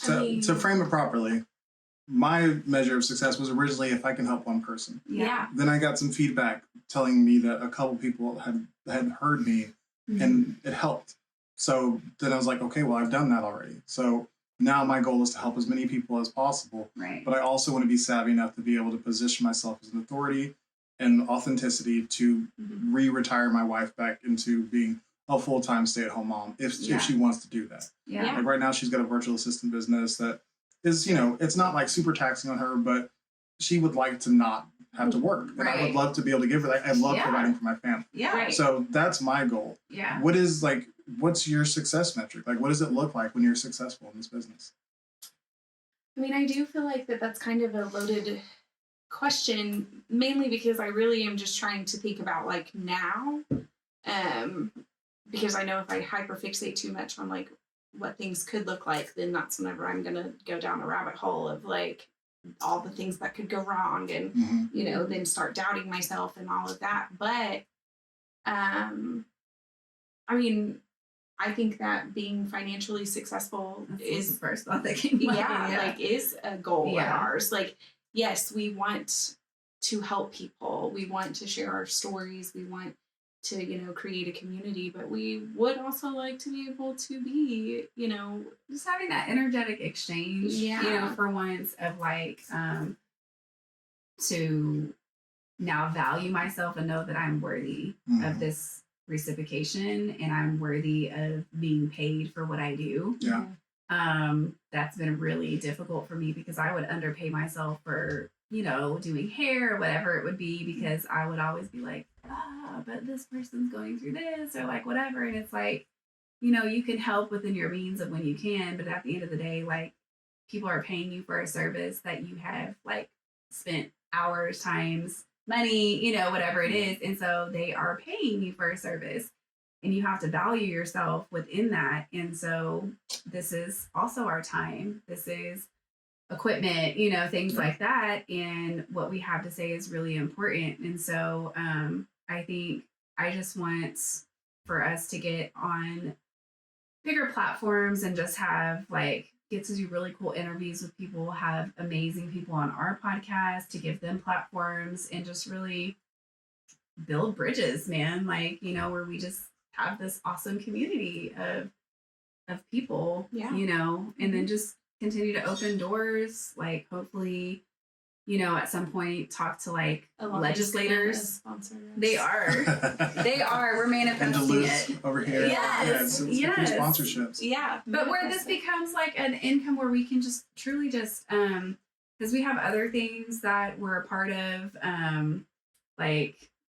earthly missions of helping to heal Mother Earth's chakra system and, things like that. And so we really want to have the means to be able to travel and do that work and create healing in other spaces and have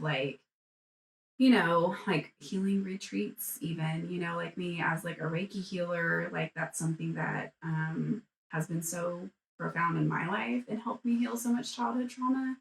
And so I just want to utilize the gifts that I've been given and do what I can, So, with well, it. just to give you a little bit of, unsolicited advice, I love it. don't be too afraid of looking into the long term, because some of the things that I found researching long term actually made me really hopeful, because 60% of podcasts don't make it past the third episode, and 90% only produce less than 3 episodes, and then after that 90% produce less than 20 episodes of that remaining amount. So just as soon as you get past that first 20 episodes, you're in the top 1% of podcasts. Wow. Like, just by attrition. Yeah. So it's the perfect example of just keep going. Yeah. Yeah, just keep going. And we literally, like I said, I have no plans of not, because I have a lot to say. Yeah. I have lived a long life in my 35 years of living, almost 36. And I have a lot that I want to talk about. There's so much to talk. Even as you were talking about being, neurodivergent and being a parent, that's a whole conversation that I'm so ready to have, of just being honest about how raising neurodivergent children too, and being neurodivergent is overstimulating as hell. Yeah. It's a lot. It is a lot. It's Yeah. so a lot. And when you're also having to reparent yourself, and then parent your children with these same tools that you're trying to learn, that is really, you have to practice, and you're gonna fail. It's inevitable, you know what I'm saying? And when you can recognize that, admit it, acknowledge it, take accountability, do your best not to do it again, but it's just so challenging. And I know I had severe postpartum depression and didn't even know it, because I had to keep going, because I had 4 children that were depending on me. I had a spouse that was an absent father and an abusive person in the home, and I couldn't need anything. You know what I'm saying? I couldn't ask for anything. And I felt like a bother if I asked for help, and that's how we were all made to feel in the home. And so having to do that alone was really, really challenging. And then living a life of chronic pain and having multiple surgeries and all of this stuff on top of that, no one was there for me during that time. So that was I didn't have a choice, but to keep going, because I had littles that depended on me, and so I just think talking about those hurdles is really important, because there's so many things that I think as parents, we're just so afraid to say the wrong thing. I know I have been, because you don't want to get judged, you don't want to get shamed, and I don't want to have to feel like that anymore, because I feel like that's such a prison, and I want to release that, because it's very helpful to just have these honest conversations and be vulnerable about things that are hard. They're just hard, and to share that with someone, and have someone validate that and say shit, I know how you feel, man. That's rough, there's just so much love and belonging that gets created as a result of that, and to me, that's intimacy, man. Just really getting to connect with someone on that level, just someone to say, I see you. Yeah. I hear you, Are there any realities about being on the other side of having launched your first couple of podcasts that you've been surprised about? Has anything caught you off guard? I did not realize this was going to be the case. It's a lot of work. It's it's very taxing. It really is. It's a lot. The editing is very long. There's, because of certain situations that we can't publicly talk about right now. There's a lot being put on you. Yeah, there's a lot being put on me of some personal things that I'm currently in that.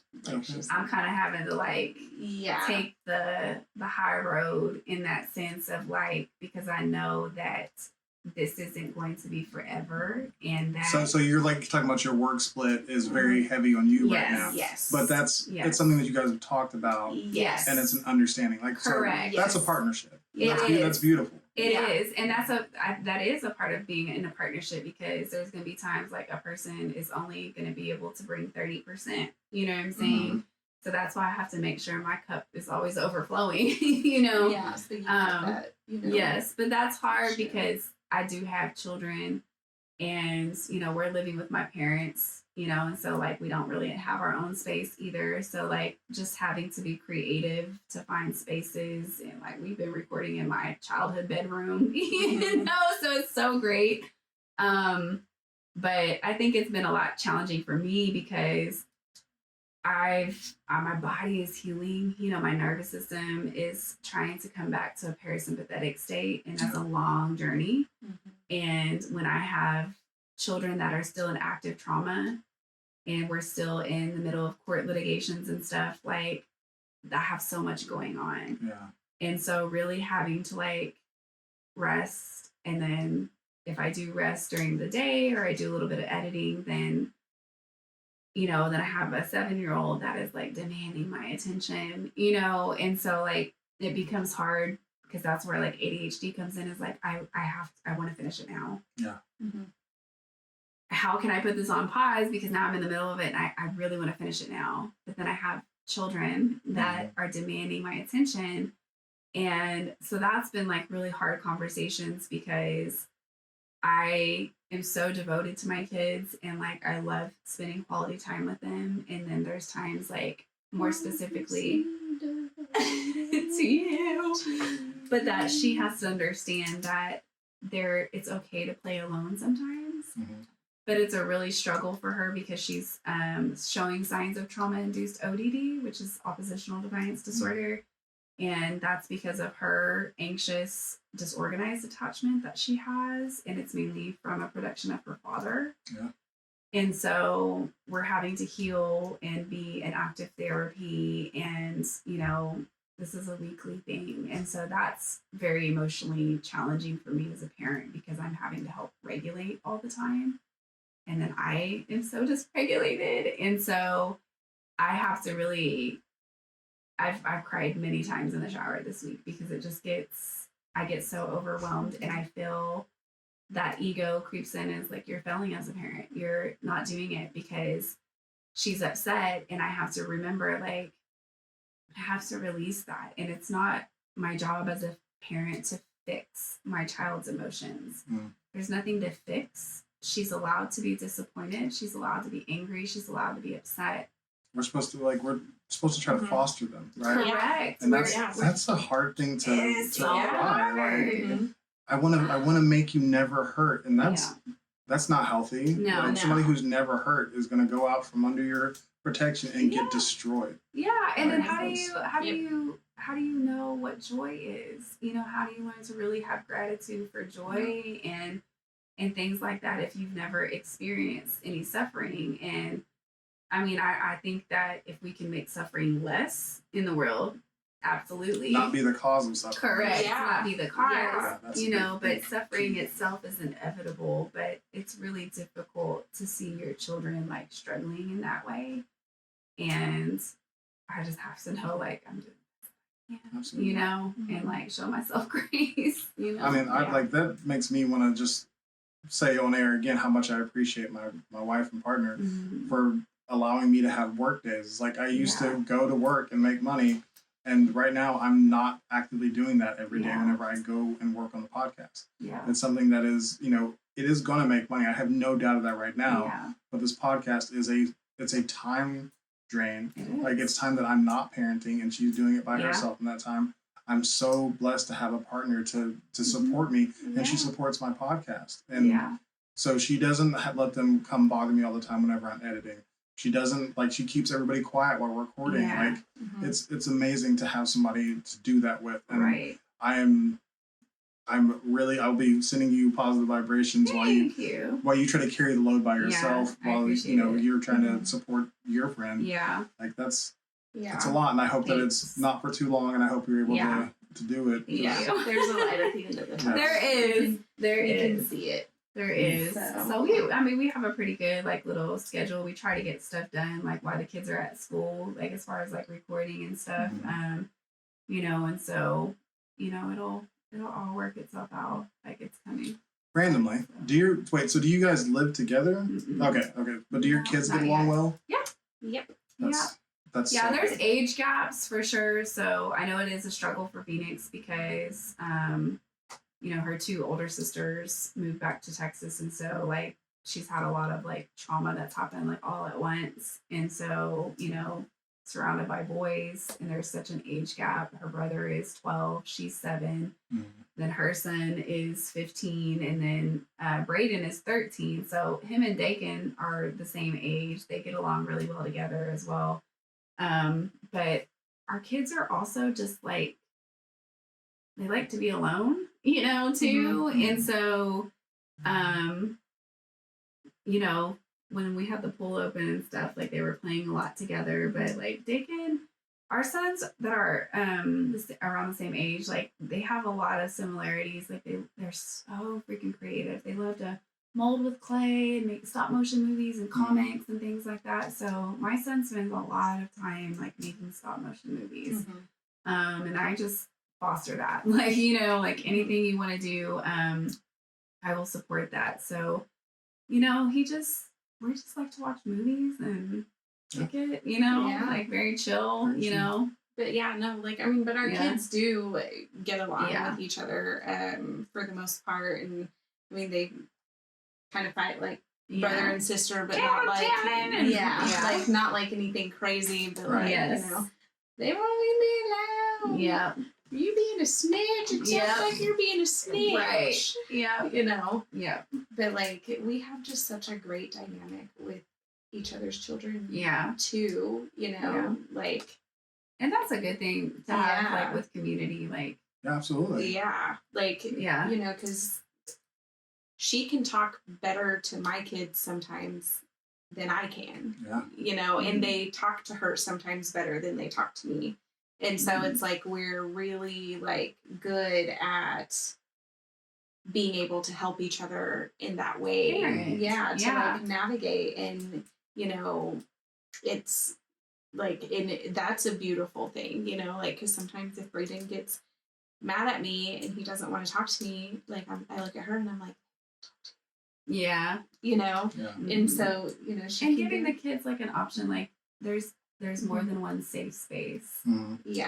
Because like not every child is gonna want to go to their parents for everything, and that's okay. And so like just letting kids know that like you have more than one safe space, because in a lot of homes that like have like abuse or whatever, that becomes like you got to keep the secret, and like don't talk about it. And so kids really don't have a safe space, to talk to, and plus you don't want to feel like a burden to somebody.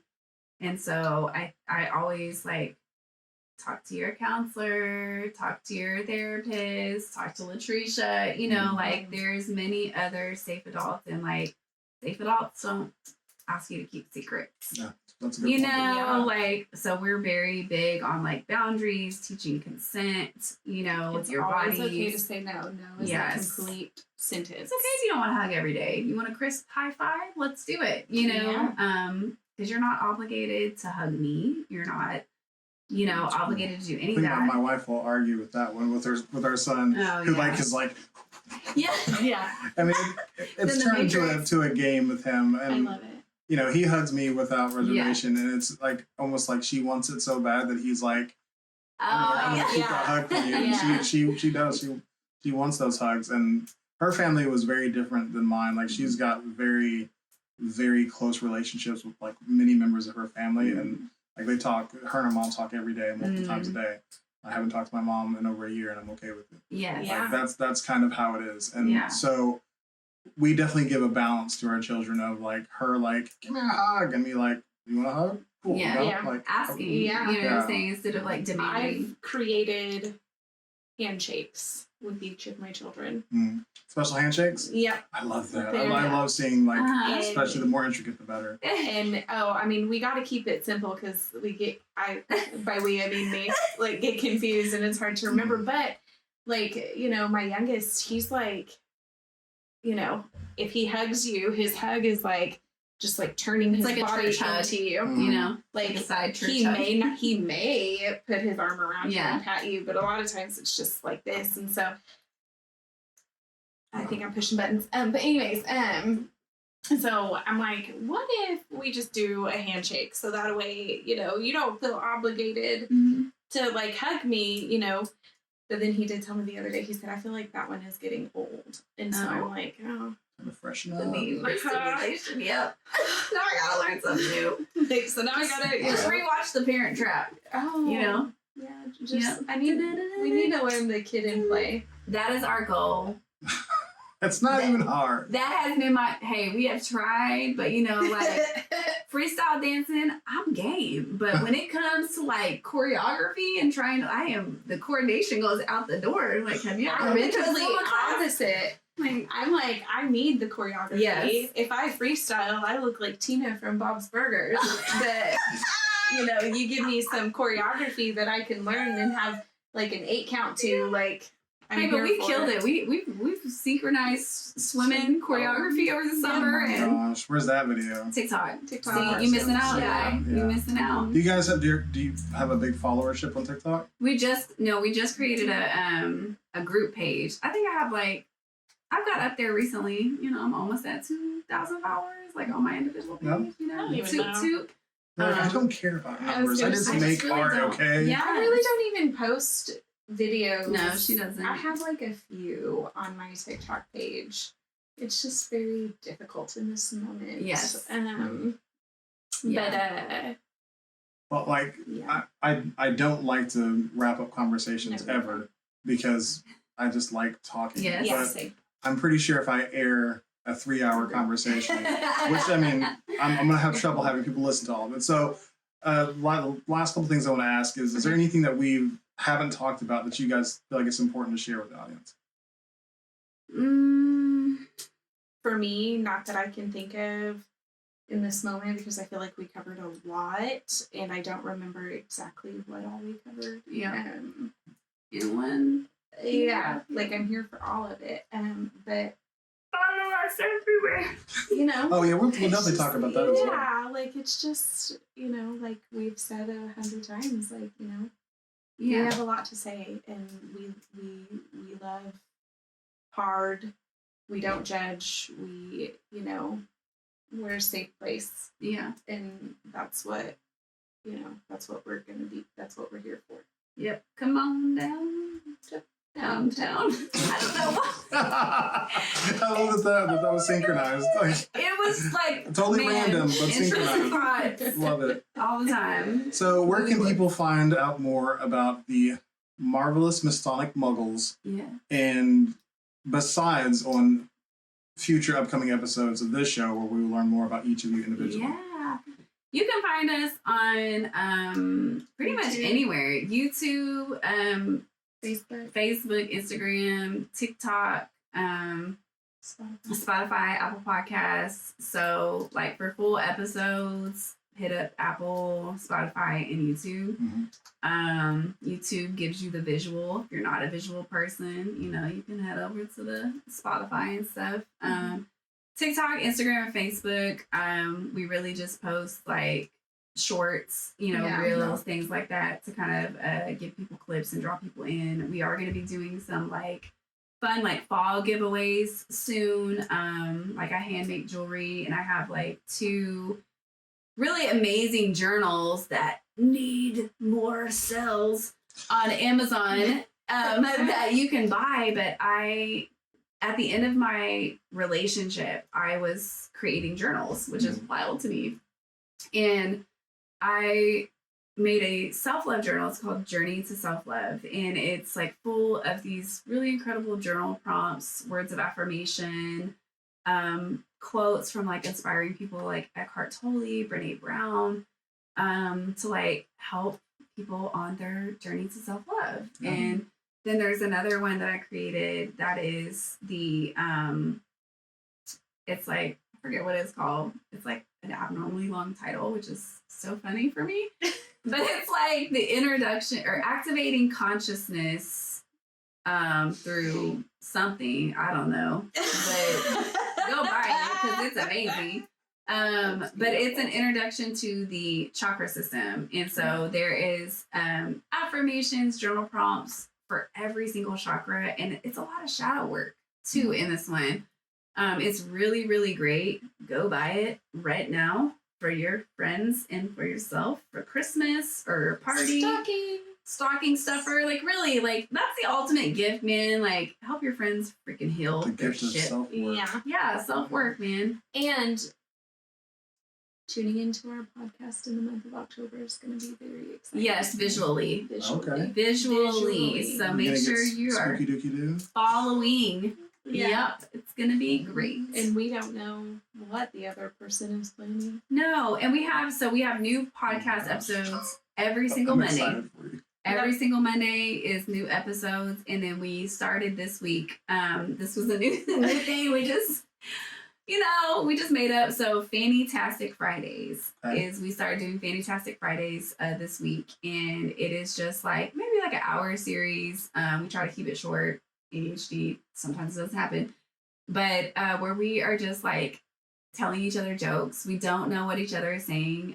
We like literally write things down on a piece of paper, cut it, crinkle it up, put it in our fanny packs, and pull it out. And just, we have silly did you knows. So is that going to be on the podcast platform? Or is that Nope. like live on something? So every Friday, it's only on, like, I'll post clips and stuff as well on like Instagram, TikTok and stuff, but you can only see it on YouTube for full episodes. So those episodes will not be on Spotify or Apple Podcasts. So you can tune in that way to see that. Because it's very it's a visual experience it is, for listening ears too, but because there's the reel I commented on, what was that like? That's kind of what Fantastic Fridays are going to be like, right? Yes. The most recent one you commented on, I think. Yes.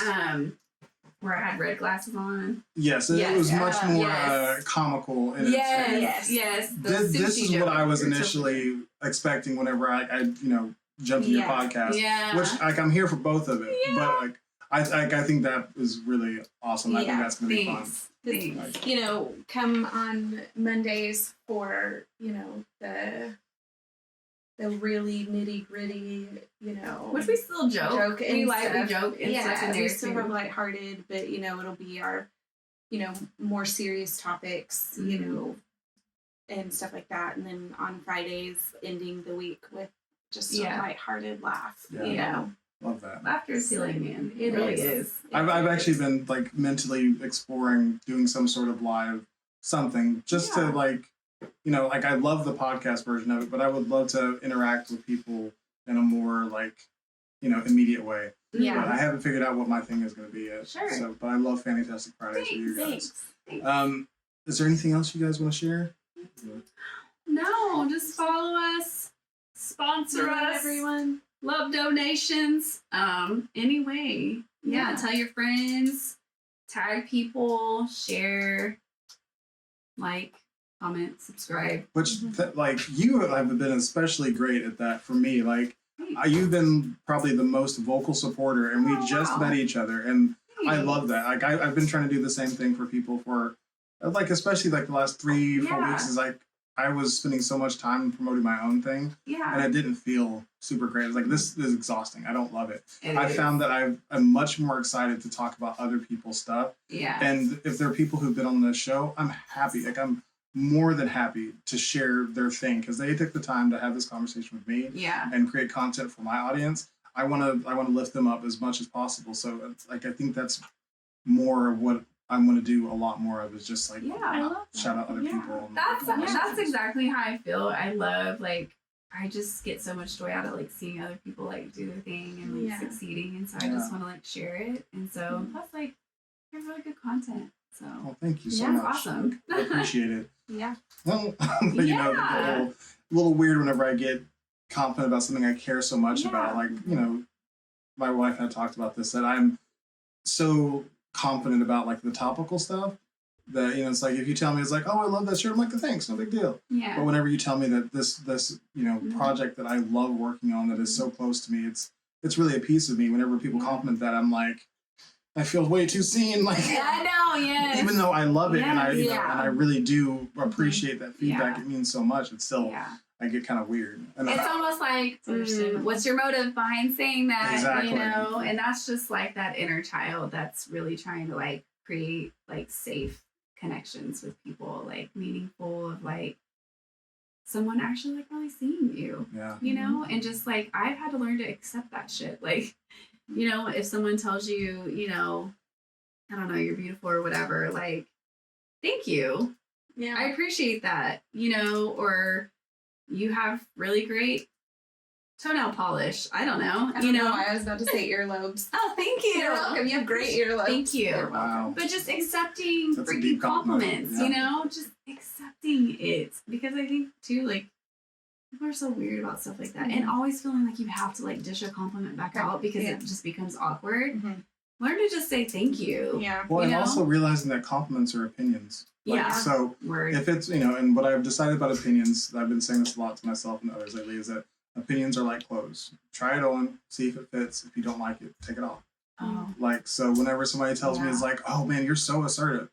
I'm like, do I like that as a thing? Like, Mm. yes, I do. Like, I do want to be considered assertive. So, you know, Thank either you. way, Yeah. thank you for the compliment. Wow. But if I don't like it, I'm going to say thanks. And I'm going to try it on, like, no, I don't really like that about myself. Like, Mhm. that's not something I want Yeah. to foster in my Yeah. in my soul. So I'm just going to say, take that one off, and you know, Yeah. you put it in the good one. The good one. I'm putting that on the good one. bag. Donate it. Yes. Yeah. Yeah, that's a good one. Yeah, and that's, I you know, like that. that's been really helpful to me because I don't know, it's hard to think about all the opinions that have been put towards me, all the ones that exist as, you know, for Black men, like ones that Sure. exist for people with ADHD. There's so many different opinions. Yeah. And if I try to wear them all, I'm going to go crazy. Yeah. So it's like, it's just like putting on an outfit. That's like, gonna get heavy too. It's going to get you know? real heavy. Mm-hmm. All right, I'm going to wrap it up. Thank you. So thank you again to Maralen and LaTresha for being such great guests and being vulnerable in our conversation, because it has been amazing. I really appreciate, and I think our listeners will too. Make sure to check out the Marvelous Mistonic Muggles on YouTube or your favorite podcast platform. If you enjoyed today's episode, please leave a review. I really appreciate the feedback, and it helps me get heard by more listeners. Follow this podcast so you get updates about new episodes, live streams, which are in development. We just talked about that, and any bonus content I might share. If bonus or behind-the-scenes content is what you're really after, go check out the Authentic On Air with Bruce Alexander Patreon page. Share this episode with someone you think might enjoy it right now. I want to help so many people, but they have to be able to hear the show to get in on all this healing. Check out earlier episodes to support the future creation of great content, and don't forget to like @Authentic Identity Management on Instagram, Facebook, Threads, and LinkedIn. You can also head over to the Authentic Bruce YouTube channel for podcast video and impactful clips from conversations with these great guests. And finally, if you are struggling to show up as yourself in your content, your work, your family, or your life, I would love to help you. Authentic Identity Management does authenticity and identity coaching to help you align your true self with the identity you share with the world. It's exhausting to live someone else's life, live authentically, and access the potential that belongs only to you. You can contact me on social or email bruce@AuthenticIdentityManagement.com for a free 30-minute consultation. That is it for today's show. It has been absolutely amazing. Great episode. But until next time, to my guests and everyone listening, be yourself and love yourself. Bye for now.